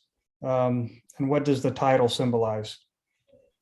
oh man, well, that's a hard question to answer shortly. That's an all-encompassing term. I like outdoorsman can be the umbrella, and then you have woodsmanship, you have time spent in the woods, you have all this other stuff, and to me it's all encompassing. I mean, if you read my Instagram thing, it's my bio, it's sharing my passion for bow hunting and helping others along the way. And I think that right there, helping others along the way in the woods, sharing your passion, being doing the right thing. Like AJ asked, did you face any dilemmas? Yeah, I faced quite a few in Wyoming, right? But doing the right thing, I guess not how to explain this, but I had a tag in Arizona that I was going to go on. I was going to go to Arizona, and having filled the freezer with the 5 big game animals I killed, I never thought I'd feel like this, but I said, you know, I'm not going there to fill my freezer. It's already full. So why am I going there? And doing the right thing, even though it sucks sometimes, that wasn't the right thing, because I'd just be going over there to fill my ego, not my freezer. And that was kind of a gut check for me. So I scaled back, and I said, you know, I'll just leave that for next year when I need the meat and I need the tag and all that stuff. And so it's really all encompassing, and knowing the game you pursue, being efficient with your weapon, spending time in the outdoors, you know, just having fun. This is the first year I had fun in a long time, you know, just it wasn't because I killed a bunch of stuff, it's because I just put all that other stuff aside and just wanted to hunt how I wanted, with who I wanted, and where I wanted. And that allowed me to have my best season ever. And for me, after having the year I had in 2020, man, it would really be icing on the cake. I'll tell you. That's phenomenal. Garrett, congratulations on an incredible season. I think your explanation too of being an outdoorsman and what that means to you, I know it. We get to see it. You live that out. Some of the people don't know, like you talked about proficiency with your weapon. You're a guy that has tons of YouTube videos on tuning your bows, spending time both with a gun, with a rifle, and it's not just so that you can be a marksman. It's because you genuinely care about the animals that you're pursuing, and taking one in a humane way is important to you. And I think you have led the charge with a lot of people. You have a big following on your YouTube, big following on Instagram, because there's a lot of people that are drawn to who you are as a hunter. So it's an honor for us as HuntLeague, as a new platform, to have somebody like you that has that's really established yourself as a leader in the hunting community. And so thank you for participating with us, joining us tonight. I know you said 2020 was just the year from hell for you. And to have a bounce back year like this, congratulations on a banner year. And thank you for sharing that year with us as the HuntLeague community, because we got to watch it unfold. We saw you kind of created this content creator league and set the starting date is August 1st. And here you are on August 1st, taking a bear on opening day, establishing wow, who is this guy? So congratulations, though, on a great season. Thanks for jumping in. You can jump in with the other finalists in the waiting room. And we're going to spend a minute with AJ. So AJ, you're with Velvet Antler Technologies. It's a newer company, but with a fantastic product that anybody that is out hunting needs to know about? Because you started with a velvet product, you know, because really your options are to scrape the velvet and glue some fake velvet on that doesn't really look great, or people are going to spend a lot of money and it takes a lot of time to send your velvet off to get it freeze dried or something like that. You brought something that's a brand new kind of alternative to the market. And would you just tell, and you don't have to dive into that. If you want to introduce yourself, I want to do a spotlight though on AJ, Velvet Antler Technologies. I'm a user of your guys' products. I heard about it for the first time this past year from a guy that's going to join us. You can see a little name, Joe, down there. He's the guy that did this Euro mount for me right behind me. But AJ, go ahead and spend a couple minutes. Tell us about Velvet Antler Technology. Tell us about who you are. For sure. Thanks for having me, guys. Again, I met Jared several years ago. Him and I were just small business owners. I feel kind of awkward doing this without my business partner because he truly is like the lifeblood of our company as well. His name is Daryl Goger. Wish he could be on here with me. He's probably watching. But, we are a relatively newer company, at least publicly. We started this business and we started developing the Velvelock, which is this bottle you can see right here, back in 2010, 2011. And we did it out of necessity. So these products truly are made by passionate hunters for passionate hunters. We didn't do it to make money. We didn't do it for any other reason other than we are passionate hunters. My cohort, Daryl, that I was just mentioning, has been a guide in Nevada for years and years and would sometimes be 100 miles from the nearest taxidermist, taking guys like Weston does. These guys pay big money and they look forward to these trips all year long, and they get out in that 100-degree heat. And there was no option out there. Their option was to break it down as quick as possible and try to race to a taxidermist. Well, obviously we found that not to be very effective.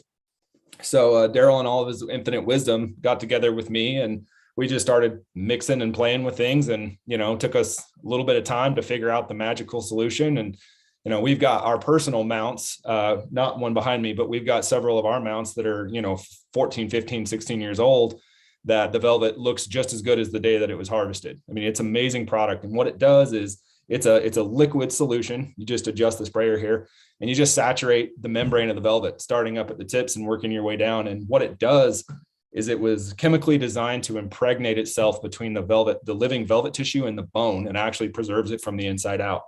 And for those of you that know a lot about ungulate animals and you understand the bone density and structure during those early months, that bone at times is so soft you can bend it. So this actually gets into the bone tissue and preserves it, not just the surface of the velvet, but actually impregnates itself all the way down to the bone density. So again, just one of our many products. You can check us out online. I know Jared and Joe had an opportunity to try out our trophy head hauler, which is another really cool product that we have. We designed this head hauler to proportionately fit to anything with antlers. It can be used on bears and some other stuff, but what it truly has done, it's revolutionized how you pack out anything in velvet. For all you backcountry guys understand, is you used to have to try to cross some straps across the skull plate and it would rub against the velvet, or you'd have to tie it up and touch it. This thing cinches down with a number of extremely durable nylon straps and webbing and ladders, and allows you to zip that thing down to anything. It could be a horse, it could be a pack, it could be a four-wheeler, whatever it is, and just keeps that thing secure and tight so that you don't damage the velvet or the antlers. And then again, we have a couple other products. So I encourage everyone to hop on our website. It's just www.velvetantlertechnologies.com. We can also be found on Instagram and YouTube as well. We're always revolutionizing. We've got a number of other products that are coming forward this year. Everything from mount cleaners, which we have, enzymatic blood removers, and some pretty cool stuff that I think will help change the game for everyone that spends time out in the field. Yeah, one of the things that I think is really unique too, a lot of people are harvesting stuff in, cold weather, like, as the fall kind of sets in. But, when you're dealing with deer and elk or anything like that that's still in velvet, you're usually hunting during some of your late summer months. And, your product is one of those things that actually works best in sunlight, which is like it works the opposite of the way that you would think about most things. Like the first thing you want to do is get it somewhere cool, dry stuff, and get it somewhere out of the sun. And it's like you allow, like, man, if an elk dies on a hillside, like you can apply your product right there in the sunlight on a hot day, and it's going to have fantastic results. It's an impressive thing for sure. Yeah, absolutely. And I'm glad you highlighted that, because that is one question we get a lot of. your guys in Arizona, Southern Colorado, wherever you are, it goes against everything that we as outdoorsmen and archery hunters and early rifle hunters know about velvet. Is typically, like you said, you put it in someplace cold to try to keep that tissue alive. Well, once Velvelock has been applied, it's actually activated and does its job by heat and UV sunlight. So your guys in like Arizona, they'll have a velvet mule deer out on the Arizona Strip cured within 24 to 48 hours. I mean, that's unbelievable. Okay, we're gonna jump to another giveaway. We've got another giveaway. This giveaway is our roller coaster giveaway. So we asked people to post something about a roller coaster ride, and it happens to be another one of our finalists. This is for the Trophy Ridge Hitman Kit, which is, this is an incredible stabilizer for a bow. It didn't have to go to a bow hunter by any means, but we wanted to give this to somebody that had a roller coaster experience. Well, we already heard a little bit about the roller coaster experience. Crayson McBride is the winner of this Hitman Kit. And the reason why he's the winner is shooting a bull the night before. You see that you shoot it high. It was the bull that he'd been waiting for. All the stuff that he did, he shot it thinking it was 40 yards, put it in at 35. Anybody that's done that as an archer goes home and the heartache, the sleepless night, it's an incredibly difficult kind of ride. And then here he goes out with his dad the next morning and was able to actually find that same bull up on his feet, still chasing cows with an arrow in it, like the roller coaster that he went through. And if you have not watched the YouTube video that he created, I would say, man, go to YouTube, watch McBride hunts, look for this elk hunt, because it was a roller coaster, and he did a fantastic job of actually capturing the ups and downs of that hunt. And so congratulations, Crayson McBride. You are our Hitman Kit roller coaster winner. So that's a fantastic product, by the way. I don't know what you've got on your bow right now, but I guarantee you're going to love the addition of this Hitman Kit in what you got. So let's do this. We're down to our fourth finalist. This is Wyatt Bowe. Wyatt, you are the final finalist. We're going to jump right into your interview because we're running a little bit late on time. I want to try to speed through the rest of this night. I'm still going to give you your 10 or 12 minutes with our judges panel. So without any further ado, we got another Wisconsin boy, Wyatt Bowe. Pete, take that opening question. Let's get him going. Wyatt, so glad to meet you in person. Put the face, but put the person behind the story, the podcast, your application that all of us have read. And I love your mounts. That's a beautiful pheasant mount. Decent whitetail, not bad. Something to work towards, right? But thank you for joining us, and congratulations on being one of the finalists. It truly is an honor that you've made it to the final four, and well deserved for sure. So I'm going to start us off here with the first question. Could you share with us what made this season extraordinary for you and why? So I have to start off with the success between the turkeys, the bears, the deer, the pheasants, everything, ducks, geese. And then I got to travel to 2 other states this year, which I don't typically get to do. I typically stay in Wisconsin, but this year I got to go South Dakota and Colorado, one for elk hunt, other for pheasants. And then I got to take out 3 kids for their first turkeys. And then I took my girlfriend out rifle hunting. Well, that's great. But I think your mom also, didn't she get her first 10 point, her first deer, right? Yep. My mom this year, she's hunted since my mom and my dad met. So, well, it was their 25-year anniversary this year. So they've been together for a long time. And the biggest buck she ever shot was a 6-pointer. And I believe that was 15 plus years ago when they were first kind of going out. And rifle season, she's pretty much been taking my sister out just in their box stand, but this year she got the opportunity to pull a trigger on a nice 10-point.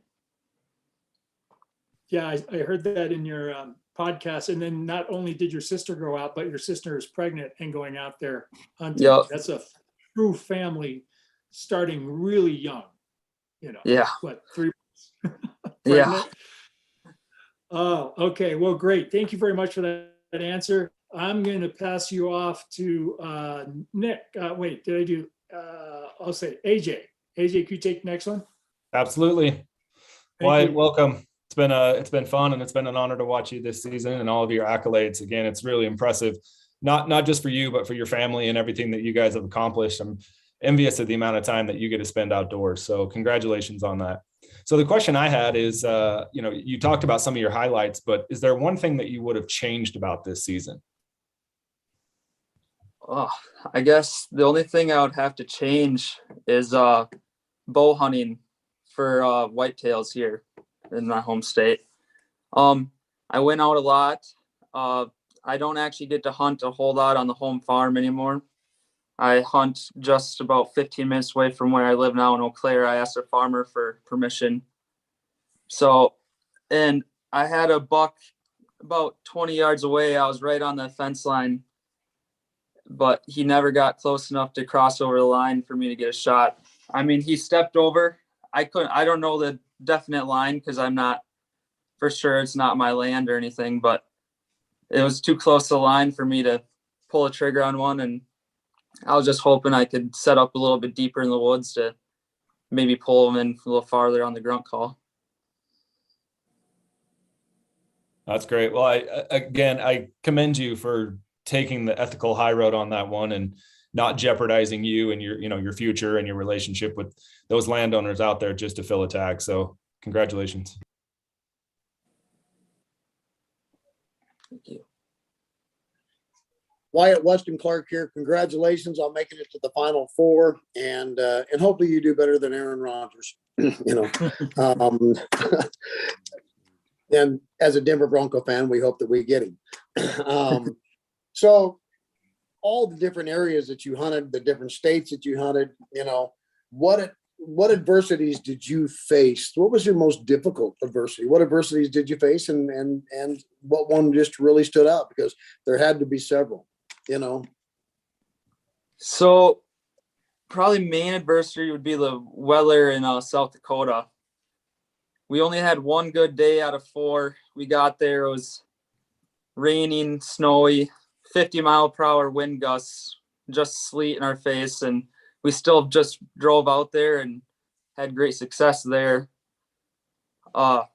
Colorado, that's just different terrain over there. I was up in a mountain bike, so I didn't get the dirt bikes like everybody else did. Well, I did. We all deal with those weather adversities. That's absolutely for sure. And but knowing that our time is short here, we appreciate it. We wish you the best on this, and we'll pass it off there. How about you, Nick?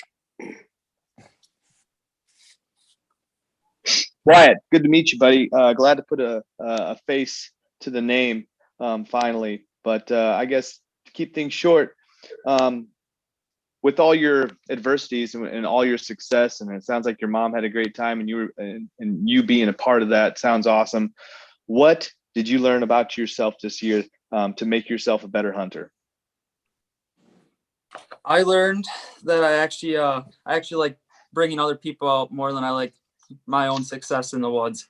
Obviously, it's really fun, gets your heart pumping, but I learned this year my heart pumped more when I was behind a video camera when I was mentoring the youth hunts, turkey hunting. Just seeing the birds come in for these young hunters, it just reminds me of myself when I was younger. So that's awesome. Yeah, that's awesome. It's a great feeling to be able to share those hunting experiences with others and seeing the look on their faces. So it's a good feeling.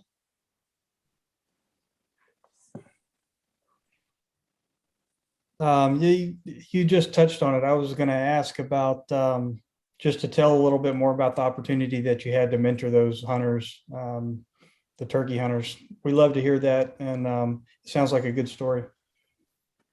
You want me to touch more on that? Yeah. So I took out three youth this year when turkey hunting. It's a 2-day turkey hunt here in Wisconsin. First one, this was the best we've ever had for youth hunt this year. It was like everything that we got to gobble came in. It was a blast. First day we didn't get anything for any of the kids. Second day, it was right away in the morning. 45 minutes after it got light out, nice bird walked out, got him. That was my favorite hunt out of all the youth hunts, was that one. Kid just reminded me just like myself when I was younger. So, and then I helped my cousin get a nice bird later in the day, and helped my dad's buddy get a nice bird, or his buddy's son get a nice bird. That's great. Well, congratulations on such a great year. It's been great hearing all these stories.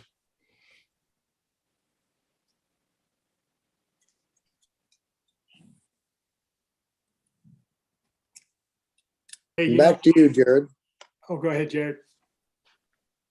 No, we're good. We have let's do 2 more questions. And then we'll jump in. So Pete, I don't know if you got one queued up. Yeah, I always have one queued up. Let's see, I'm going to go back to what my notes here, because I was listening to his podcast, and one of the questions that I had when I was listening to it. Oh yeah, I remember now. So Wyatt, I want to know about what you shoot from a 35-foot stand, is my understanding. So I need to know a couple of things. First of all, what's the challenge there? You know, how do you manage to be successful from a 35-foot stand? And the follow-up question to that is, are you very good at math? Yes. So I actually found it better that I was all the way up there, mainly because I was rifle hunting, so my range is a lot farther. I could shoot about 200 yards, and I've been watching this one tree for over 3-4 years, just waiting for it to get big enough, and it finally got big enough. And I was sitting that high up because I had to see over all the underbrush that was growing up, so that's why I was sitting that high. And I was in a big white pine, so no animals were really seeing me way up there. Well, that's kind of really interesting, because you watch this tree start as a small baby tree, grow up to an adult tree, and then you're able to use that tree because of the advantage you're going to have by being up high. It's almost like us watching our kids grow up or something. Maybe there's a little of an. No, I've been hunting this area since I was 10, since first year I could hunt, and it runs right in a funnel. And I always knew there was a lot of deer going in that funnel, and I could never see them. This year, it was finally the first year that it was big enough to put a stand in. And actually, I didn't use any tree pigs or anything. I just used the branches to climb up with the hang on. So, wow, That is truly the epitome of patience, waiting for that tree to get big enough to hunt from. That's great. Let's go one more question. We'll finish out. Is this the last question? Last question. All right, why don't you take it, AJ? So what you've mentioned a lot of really great things here. We can definitely tell your passion and your drive to be outdoors. What does it mean for you to win Outdoorsman of the Year? I think it just it symbolizes the work that you do when nobody else is watching. It's kind of like your grit, your passion, just being a role model with helping with all the mentors. It's just a label that you get to add on for fun, basically. That's great. Okay, guys, we're going to keep moving. We are running a little bit behind on our scheduled time. So here's what we're actually going to do right now. Nick, I'm going to have you stay back with me. But judges, you guys have about a 10-minute window, because we're going to jump into some features. We're going to do a live giveaway with everybody in the app.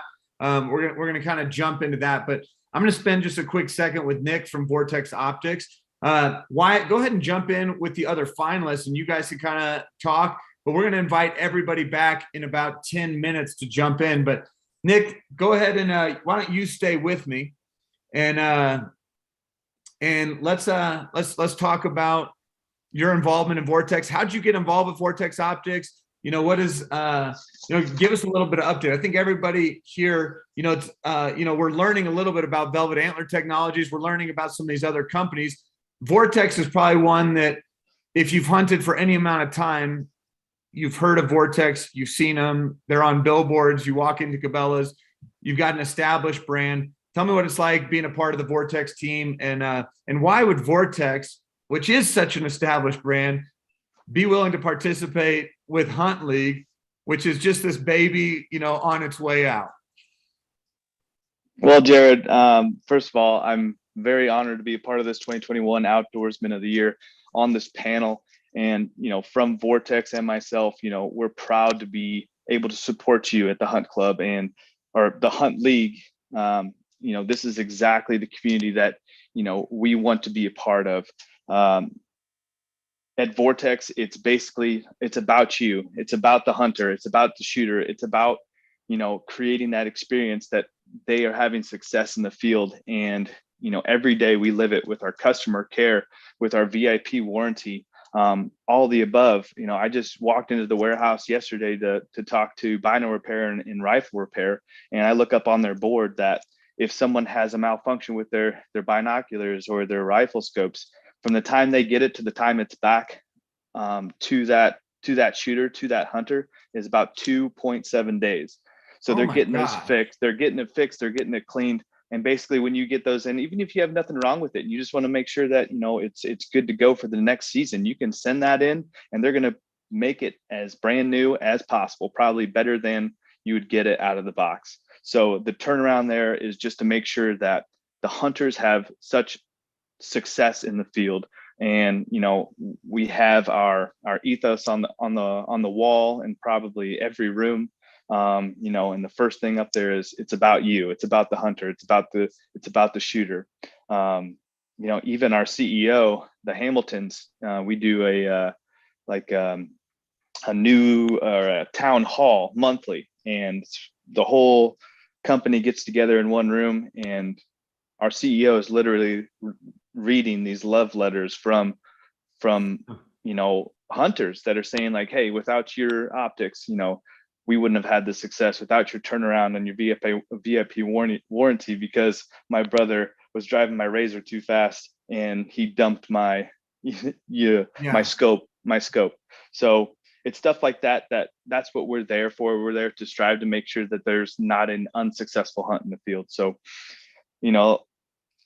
this is a great opportunity to be able to work with you and be able to support this kind of community, because it's what we live for. It really is. Well, I can't thank you guys enough. And Nick, I know you coming in, being a judge, I mean, you're just going the extra mile. I appreciate it. What people may or may not know is that Vortex was the first ever sponsor for HuntLeague, and it kind of happened accidentally. And it was really because of Peter Mosby, who's one of our judges. Last year, we kind of did a deal where we said, hey, the winner is going to get the item of their choice. And we kind of gave a budget, and that was the prize package. We didn't have any sponsors. We didn't really even have leagues in the app. And so when he won that, he was really hoping that he was going to draw a bighorn sheep tag this year. He didn't draw it.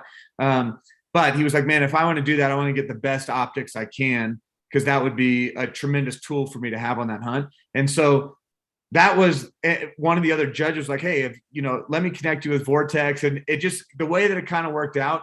And then not only when I started to explain to Vortex, said, hey, here's the competition, would you guys be willing to sell it? Maybe instead of retail, would you do some kind of an insider discount? That was the initial conversation. And when you guys heard about what we were building with HuntLeague and jumped right in and said, man, we love what you guys are doing and we want to support this community. So whatever you need from us, we're in. I can't even tell you what that meant to me. And like, it's something that will forever carry forward in HuntLeague, where it's like Vortex, the VIP treatment that they gave me. And this is like, I don't even deserve this, but I felt like the way you guys jumped in to support this community, it was wind in my sails. And every small business owner that's kind of developing something knows how important it is just to kind of get a win like that.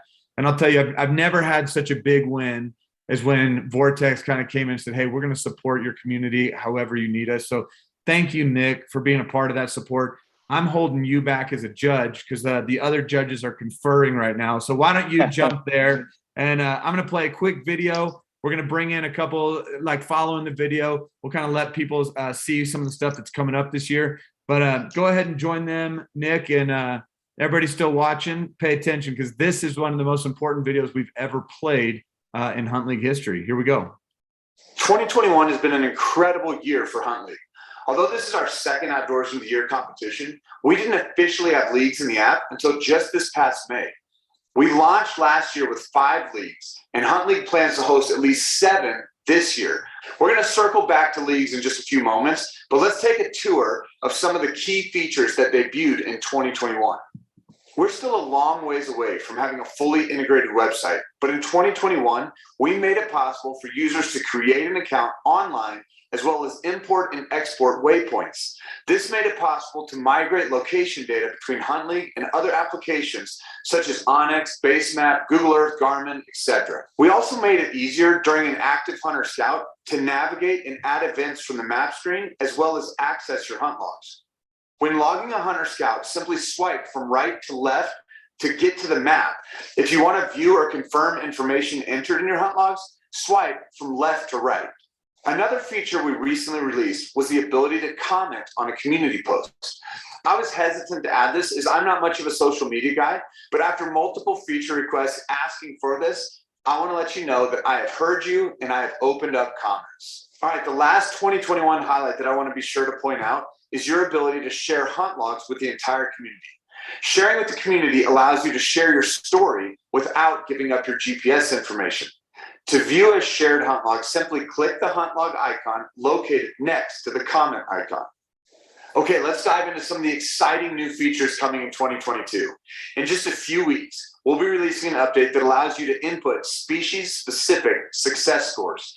For all of you inch and ounce counters, you'll soon be able to input specific scores such as a gross and net score, tip-to-tip antler measurement, hanging weight, overall length, or any other score related to your harvest.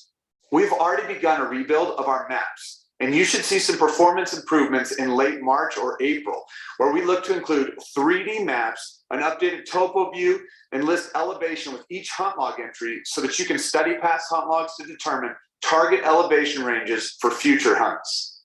Another huge feature to look forward to in 2022 will be adding new activity types. Currently, Hunt League offers either a hunt or scout, which limits the number of activities that we have the opportunity to log as outdoorsmen.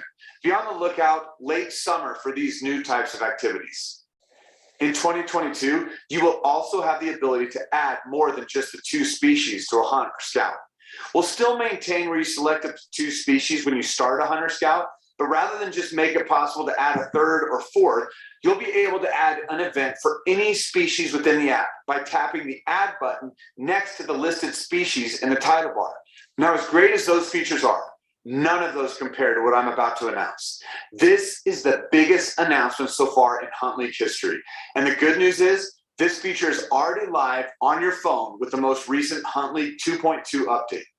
For the last 5 years, I've been building Hunt League with a vision to change the game of hunting by offering an entirely new way for hunters to capture and share their stories, compete, and build community in leagues. Tonight, as the judges are deciding the winner of the 2021 Outdoorsman of the Year, I am so excited to announce to you a new day in Hunt League history where we unlock the power of leagues and turn them over to you to create. This may take a second to grasp, but now individuals can create a private league and compete with their buddies, similar to fantasy football. Local shops, ranges, archery clubs, churches, and all sorts of groups can build private leagues connecting the hunters in their community. Conservation organizations, they can build national leagues or ones just for their local or state chapters, better connecting members and offering them a way to celebrate the accomplishments of hunters within their organizations. You decide and create a league built just for you. Select which species or methods of take that you want to count. If there's an additional buy-in, if there's prizes, if it's a local or national competition. I am handing you the keys to build and create leagues, and together, we're about to change the game of hunting. The options are endless. Just go to the HuntLeague website to build out your league, and then go invite your tribe to jump in with you. All right, I actually just created a league for those watching live. Let me give you a quick example of how to join and participate in a private league. Now, this is a game of speed, so bust out your phones, go to the leagues page, and hit the join tab up at the top bar. Enter the join code WIN. That is WIN, and follow the instructions listed on the league page. There are several prizes up for grabs, and we will announce those winners here in just a few minutes. All right, we have a few more minutes until we announce the 2021 Outdoorsman of the Year. While we wait, I want to introduce you to a few new leagues and sponsors that you will soon see in 2022.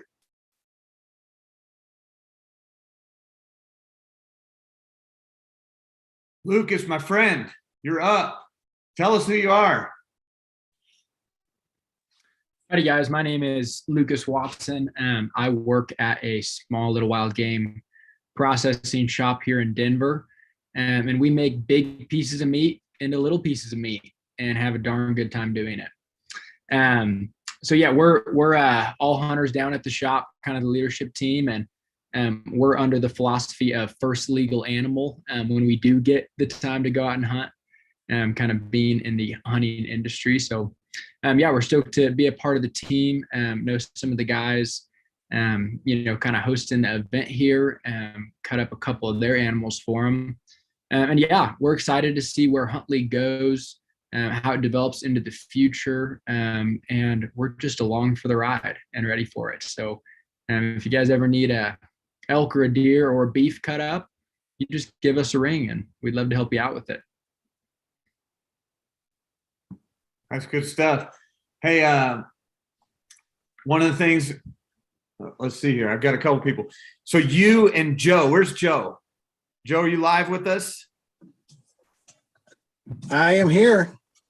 You got any video for us so we can see that pretty face of yours? Pretty face. Oh, look at that room. So Joe, tell us what you and Lucas are about to do here. So we are super excited to be involved in this HuntLeague league. We're going to do a league for Colorado hunters. And we are going to offer what I do. I'm with White Mountain Skulls. I do Euro mounts. And obviously Lucas does the meat. We're going to do kind of a meat and bones league where the winner will get their game cut up and then they'll get a Euro mount. So super excited to partner with HuntLeague. We love you guys over there. The most exciting thing is just interfacing with the hunters, and you get crazy calls from guys saying, "Hey, I'm out in your driveway. I'm cutting the head off my deer." Jared. Sorry about that, Joe. Sorry if I scared your neighbors. Yeah, a little rude, but super awesome. So excited to be part of this. So yeah, thanks. Looking forward to it. I'm pumped. So both of you guys played a big part in helping me process my deer this year. I was able to harvest a deer on the last day of season, but I had planned to shoot it on the first day. So I had scheduled a flight out the very next morning. I was like, man, I got to take this meat somewhere and I got to get this head taken care of. And so I raced over to the meat cleaver up in Denver. Joe, you're down in Monument. So the league you guys are putting together is for Colorado hunters. We're going to have a Colorado league that goes through this year. And the winner of that league next year in the fall of 2023, they're going to get their meat processed and a Euro mount done from your two shops. So congratulations on being the first two small business shops to create a league together. And I'm excited what that means for Colorado residents. We got somebody else on here. Will, tell us a little bit about yourself and what you got coming up. Yeah, awesome. Appreciate it. Thanks for the introduction. And I'm brand new to the HuntLeague app. And my buddy Pete Mosby, who I've known through our church for probably about 10 years, he called me up last week and he's like, "Hey man, can I stop by sometime this week?" And he came over, sat down on the couch, and we had a beer, and he was telling me about this, and then talking to Jared, just really excited about what you guys have developed here. I'm on staff, full-time staff, a pastor at our church down here in Parker, Colorado, and part of my job is building community with different small groups. And hunter myself, grew up hunting with my dad, and really excited to use this as a tool. And this was really Pete's brainchild, knowing more about it. He said, man, I think we could build some community just around hunters in the Parker area and hunters at our church. And so we're going to build a league that'll be open to guys at our church. Again, I oversee our men's ministry at the church. So just another way to build community. I mean, especially coming out of the last couple of years, we know that guys are men and women, but especially men, really battling isolation. And I know a lot of guys go and hunt by themselves, which is great. I've always just seen, and we heard a lot of stories already tonight, just about the community, the camaraderie, the togetherness that hunting provides. And so I'm really excited to use this as a tool to build some community, to draw guys out of isolation and into community to connect around hunting. And so really excited about what you guys have developed with these leagues. And we're going to be planting a league with guys at our church and in the Parker area. So really looking forward to what this might bring in the next year. Man, I'm so excited. Thank you, Will. You guys kind of get to be on the pilot side of this, but I can imagine seeing churches, conservation groups, all sorts of people using leagues as a way to bring and build community. I mean, we all know that like isolation, what we got to see in this past year, it can be devastating. And this has the ability to kind of bring hunters together and other people. So thanks for jumping in. I'm going to show a quick video, but it looks like our judges are actually ready. I'm going to just introduce a couple more leagues that we got coming up because we do have some exciting news. So pay attention to these leagues, and then we are going to announce our winner in just a few minutes. Hey guys, this is Colby Moorhead, otherwise known as the Bear Tech with Bear Hunting Magazine. We're excited to partner with HuntLeague this next year and announce that we're going to have a league that we sponsor in May of this year. The winner of this league will be able to win a hunt for fall 2023 in Oregon. We're pretty excited about this. The hunt will be filmed, and they will have a feature article published inside of Bear Hunting Magazine. We see a lot of information and a lot of support with hunters inside of the HuntLeague app, and we're excited to partner inside of that. That's part of what we would say means guarding the gate, just supporting other hunters and the community overall. So 2023, it's going to be exciting. Have a good one, guys. Hey guys, my name is Brady Neese. I'm the youth pastor at Woodlake Church in Bixby, Oklahoma. We are super excited to join HuntLeague this year. We're going to be opening up our own private league for all members of our church. We have both guys and girls, some families, and even some of our teenagers that are a major part of our hunting crew. And so we are going to join together and create our own league so that we can all follow along with one another, celebrate one another, and challenge one another to go hard this upcoming hunting season.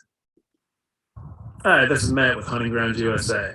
I'd like to say a big congratulations to the HuntLeague winners, and I can't wait to send you some of our product. Here's looking forward to next season. Hey guys, I'm JD Pyatt with Icotech Game Calls, manufacturers of electronic game calls for predators and many other species. We are excited about the future and joining up with HuntLeague and what's in store for everybody in 2022. Hey, I'm Benjamin Gavin, owner of Spurb Tea and Coffee. We are a small business that focuses on high quality tea. I'm not just the owner of Spurb Tea though, I'm also an avid hunter, as you may recognize from the leaderboard, and love being a part of the HuntLeague community. In 2021, Superb sponsored the top female with a $75 gift card that can be used on any of our products. So I'm here to congratulate Case Holmgren, otherwise known as Go Racers 742, for winning the top female spot in our 2021 Outdoorsman of the Year competition. I would also like to announce Spurb will be back as a sponsor in the 2022 Outdoorsman of the Year League. If you are ever looking for high quality tea or coffee, go to superb.net and use this promo code HuntLeague to get free shipping on your next order. Good luck to all you finalists, especially Josiah. Know as your older brother, I'm rooting for you all the way. All right, gentlemen, let's see. Do you guys have announced a winner? Is that what I'm understanding? Or I guess you haven't announced it yet, but you've come to a conclusion? Correct. Yes, Jared, we have come to a conclusion. Okay, you give me ready? 1 second because I want to bring in our finalists, see if they're all sitting in the waiting room.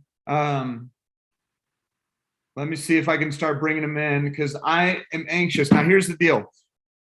This is going to be difficult for me. Let me tell you why it's difficult. Last year it wasn't near as difficult because I didn't really know the finalists very well. I didn't really have a relationship. But over the course of this year, we have all of these finalists that I've gotten to know. I actually met Wyatt. If anybody listened to the podcast, I met Wyatt on my elk hunt this past year. We were camped about 200 yards away from each other's secret spot that was so secret that we had bikes and everybody flying by us every morning and no elk in the area. But I met him on the last day of elk camp where we were both packing up our tents, and it was like, man, let's sit around the campfire, talk, laugh, and we had a blast. So I got to meet Wyatt. Josiah and I got to do a little hunt together up in Wisconsin. So I got to meet him, his brothers, his family, his mom and dad cooked me dinner. I mean, it's incredible. Like, these people are not just strangers anymore. Garrett and I have done podcasts and we've spent too much time on the phone, probably taking time away from his wife this year, more time than he ought to. And we're dreaming up really cool things for 2022 in the future. So there's some exciting stuff that we're already building towards.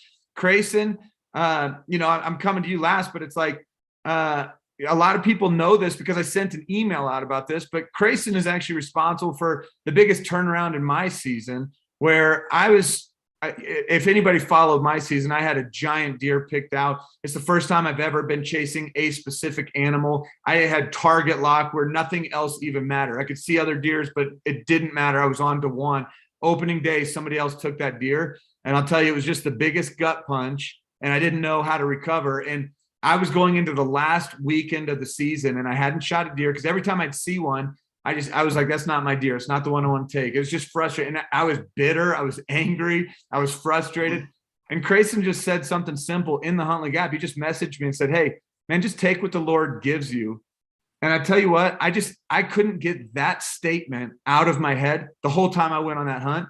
And it became one of those things where now every sunrise, it became a gift from God. I was like, man, this sunrise is for me. Every deer I saw became a gift from God, where it was like, this is walking by. And I was soaking in the beauty, the resentment, the bitterness, the frustration that I started to carry that season began to lift. And I don't mean to spend too much time on you, Grayson, but I was like, you had a huge impact on my season. So all of you guys are meaningful to me. And I'll tell you, I'm going to celebrate with one of you and cry with the others, because every one of you is a deserving finalist. And I'm kind of anxious to see. I don't even know what to expect here. So I'm going to turn this over to the judges. And judges, I don't know how you plan to either congratulate or let people down slowly. I don't know what's going to happen here, but it's in your court now. Tell me what's going on. How are we ranking? I don't know if you're starting with the fourth place or I don't know. So who am I turning it over to? Let's go, judges. Well, thanks, Jared, for stop talking. That was great. Yeah. I think Wyatt, Garrett, Grayson, and Josiah are ready to find out. Okay. So first of all, you guys, I just got to congratulate you again, just for being the finalists. All four of you deserve the trophy, the win, the title. However, only one of you will actually receive it. We had great discussion. It was very interesting what everyone saw from each of you. We all appreciated just you guys putting yourself out there, sharing your stories. And so what I want to start off first of all is we're going to have 3 runner-ups and we're going to have 1 champion, 1 total outdoorsman of the year. All 4 of you. Now, the total outdoorsman of the year, he is going to have a really nice prize package. All 4 of you are going to also receive a prize package that will be something from Phoenix Store, Velvet Antlers, Brave Experience Jerky, and Vortex. All 4 of the judges that are sponsoring they're all putting together a care package, a prize package for each one of you. So, No way. yes. Jared didn't know about this. I didn't know about this. So, through our gracious judges, we really appreciate all brought to the table. So every one of you are winners.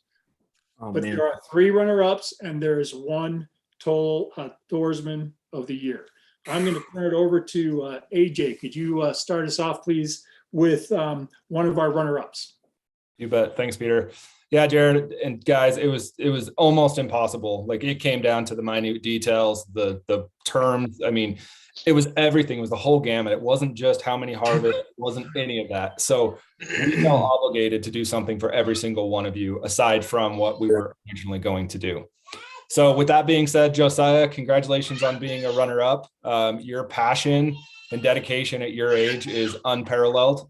It's unlike anyone I've ever seen. Don't ever lose that passion. Keep it up. And to me, one of the most important things that you do is you take and you mentor hunters. Don't ever lose that. I came from a family where I didn't have any hunters. It was just me. And I had a friend like you who introduced me to bird hunting when I was really young. And if it weren't for him and his dad, I wouldn't be doing this type of stuff like I am and building the company that we're building. So again, congratulations. You're deserving of everything that we're going to send your way. You did a hell of a year, hell of a season, and I can't wait to see what you do next year. You're young. You got a lot ahead of you. Thanks. I can't believe it. I made this far. Honestly, I think you guys you might be making a mistake. I do think I had a really good year, but I have no clue I got this far. Thanks so much, everyone. Way to go, Josiah. Right. Well done. Oh, man. That was hard. That was hard for me to listen to. I'm like, okay, because I'm vested in this. Hey, you can tell Benjamin that he actually won from the quick award thing. He put in #1. So let your brother know that that he's going to take home the custom broadhead. So make sure he knows that before he goes to bed. That's a real bummer. See, I tried, but I have parental controls. So like I was just hitting the send button and the parental controls turned on. I was like, oh no. Awesome. Okay. So I'm going to turn it over to Daniel. All right. Our next runner up is Wyatt. Wyatt, man. Again, congratulations on a great year. It was cool hearing your stories. And I think what struck a chord with most of us judges is the same thing as like your passion for introducing others to the sport and hunting. You know, it's so cool. You spoke about the 3 young kids that you took out hunting, and, you know, we're all older and you look like a kid to us. And so it's like, it's just a cool thing to see somebody of your age taking the time. And you even spoke about, you realized this year that you get more out of introducing others to hunting than you do on your own hunts. And so that was just amazing to hear. So congratulations, well deserved, all of you guys. Congratulations. Yeah. Thank you. Thanks for taking the time for judging all of us. All right, next, Wyatt, you're the man. Oh, This one's tough. Somebody's about to announce something, and it's whatever gets announced here, it's a 2-way announcement. So who has the honors of doing the final real announcement? Well, Jared, apparently it's me. I don't think I realized the intensity of this moment until you just said that. So I appreciate it. I mean, like AJ said, like Dan said, this is not been easy from day one when we got all the applicants or all your applications and reading through them. It's been very difficult. I mean, I was up longer than I thought I was going to be up the first night I got all those applications. So even bringing you guys in here, putting a face to the name, it makes it that much more difficult. And hearing your guys and hearing your emotion and all that stuff. So I see Josiah's freaking out on the bottom right now too. But for our next runner-up, Garrett Weaver, you're going to be our next runner-up. Dude, awesome season for the 2021. Oh my God. You know, I can't say enough about it, dude. Keep mentoring, keep getting out in the field, keep sharpening your tools, and keep hunting, buddy. Keep the spirit alive. So congratulations, Thanks, Garrett. and congrats, yeah, buddy. Grayson. Well done. Well done. That's Grayson. And I'll give it back to Pete. Wow. No one knows who the Outdoorsman of the Year is. I have to announce it. Yeah. Grayson, you did great. I think it's just me left, Pete. So go ahead and say who. Unbelievable. Is it me or? I get it. I was the 2020 Outdoorsman of the Year, and I can't tell you how proud I am that I get to be a part of this, be on the judging panel with these esteemed individuals, to hear all of your stories, every one of you. And Grayson, you truly deserve Outdoorsman of the Year title for 2021. Dude, oh my goodness. Good job, Thank you man. guys. Oh my gosh. Congratulations. Congratulations, man. You okay, Jared? I'm going to share a couple things, Grayson. Some of the words I'm going to be sharing, you could find that in every one of you. You brought the whole package. Conservation, mentorship, passion that we could see from the heart, selfish, humble. Your story about your wife, like that is like the one thing that you would want to change for your season. That touched all of us. And then with your podcast, when you made that comparison, if you can, practicing hunting coyotes prepares you for any other animal. When I heard that and listened to what you were saying, I was thinking, wow, that is so insightful. And as hunters, we are always learning. I am always learning. I am 55 years old tomorrow, and I learned something from your podcast. I know I look a lot younger, but hey. So Grayson, congratulations. Garrett, Wyatt, Josiah, thank you for sharing the knowledge. I learned something from each and every one of you. All of us look forward to seeing these incredible posts that you're going to do next year. And I think we're going to have some amazing video. And we'll see what next year brings, because I'm bringing my A game, because I won't be on the judge panel next year. So Grayson, welcome officially to the 2022 judges panel. Oh man, dude. I can't believe it. Oh man, this is crazy. Oh, thank you guys. The dog's so even much. happy for you. Oh, thanks, man. But seriously, like, to see all these, guys in the hunting industry, and just, I look up to you guys all so much, because that's where I want to be, and the passion, where it's led to a career. It's just so like awesome. And I was pretty starstruck just to see Garrett, because I listen to his podcast all the time on my way to work or on my lawnmower, for goodness sake. And just to see you guys like interacting with me and saying my name is just like so unreal for me, because I have so much passion for for hunting. And it's just like, to be at this level, to be talking to all of you guys, it's just, I can't believe it. So thank you so much, Garrett, everybody. Jared, thank you so much. Appreciate it. Congratulations, man. Well deserved for all of you. What are you going to get, Grayson? I don't know yet. I didn't want to jinx myself. Okay, Grayson, now that we're on the other side of this, I feel like, how do you not have that selected? I feel like every one of you guys as finalists had something from Vortex that you were like I could ask Josiah and say, Josiah, what did you have? Garrett, what did you have? Why? How are you sitting back there going, like, you knew that you were one of the few finalists?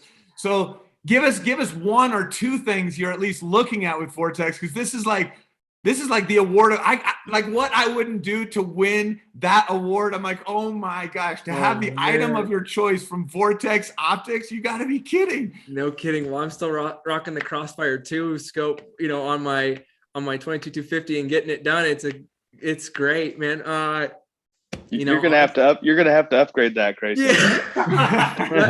It's getting the job done, But seriously, I didn't want to jinx myself. I didn't even really want to be like, but no, I've heard about the new scope. So obviously you've heard about the new one. Yeah, it was going through the HuntLeague community stuff. So I was like, I'll take a look, but I didn't want to jinx myself too much. So I love it. The new gen. Okay, Grayson, I need an honest question or honest answer. Yeah. Did you feel like you were going to win this? honestly, I didn't. My wife is like, you got this in the bag. And I'm like, honey, no, but you just never know. I mean, Garrett is just a big game guy this year. I mean, he completely, and then Josiah has that, maturity for his age, and his photography has gone to the next. I mean, I'm already like, how do you do that, man? And he's got a passion for the outdoors. And Wyatt, it's just like, I almost was like, I don't even want to know what Wyatt's doing, because it's already like almost making me jealous, just seeing his whitetail, his big boar. I mean, that's my dream, is to kill a bear. I've been wanting to kill a bear my whole life. And that's the one thing on the general here in Oregon I haven't fulfilled. So just all of them was just like, man, I don't know. I knew it was going to be hard on all of you to do this. And for us to be 4 in the finalists to begin with was already just like, oh man. So I didn't know, but I was really hoping I'd be in the top 2. And here I am sitting number 1, and crazy. I'm going to sleep so good tonight. Oh man. No, you're not. You're not going to sleep at all. Yeah, you're going to be perusing the catalog tonight. Man, guys, this is incredible. I can't even begin to tell you how much this means to me to have all of you as judges. I mean, even just coming back from the judges panel and saying, man, this was a tough decision. I know you guys put a lot of thought into this. This wasn't a casual decision. And I also know it's an impossible decision. Like, what an incredibly difficult decision this would be. And so thank you for doing something so difficult that, like, I would not work as a judge. Like, it wouldn't work for me to choose one of these guys, because it's like I feel like you make one, it's impossible. So thank you, judges, for jumping in and doing this, and then also just adding the additional support, saying, hey, we're gonna throw a little something extra. We already had 4 finalists instead of 3, so it was already confusing. Like, how are we going to do the prizes? But all of you companies and people stepping in, I mean, I know it means a lot to everybody here, but I can't say enough about each of the finalists. And Crayson, you get to wear the crown. Oh man. I mean, you are the 2021 Outdoorsman of the Year. That's a title that you get to wear the rest of your life. Congratulations, my friend. Thank you so much, everybody. Thank you. Oh man. Well deserved. Okay, well, guys, the chats are going to continue, but the live stream, we are way over time. So we're going to let people in Wisconsin go to bed because it's already pushing midnight. Thank you, everybody, for sticking with us, for participating in this. Crayson McBride, HuntLeague's 2021 Outdoorsman of the Year. Every one of us looks at you and said, man, you put together a great season. You're deserving. Thank you for participating with us, being a part of this community. And you get to wear the crown, my friend. That's something that nobody will ever be able to take away from you the rest of your life. So congratulations. I appreciate it. Thank you. Congratulations. Thank you so much. Seriously. All right, guys. Appreciate it. All right. Signing off. Thank you for everybody tuning in with us. All right. See you guys.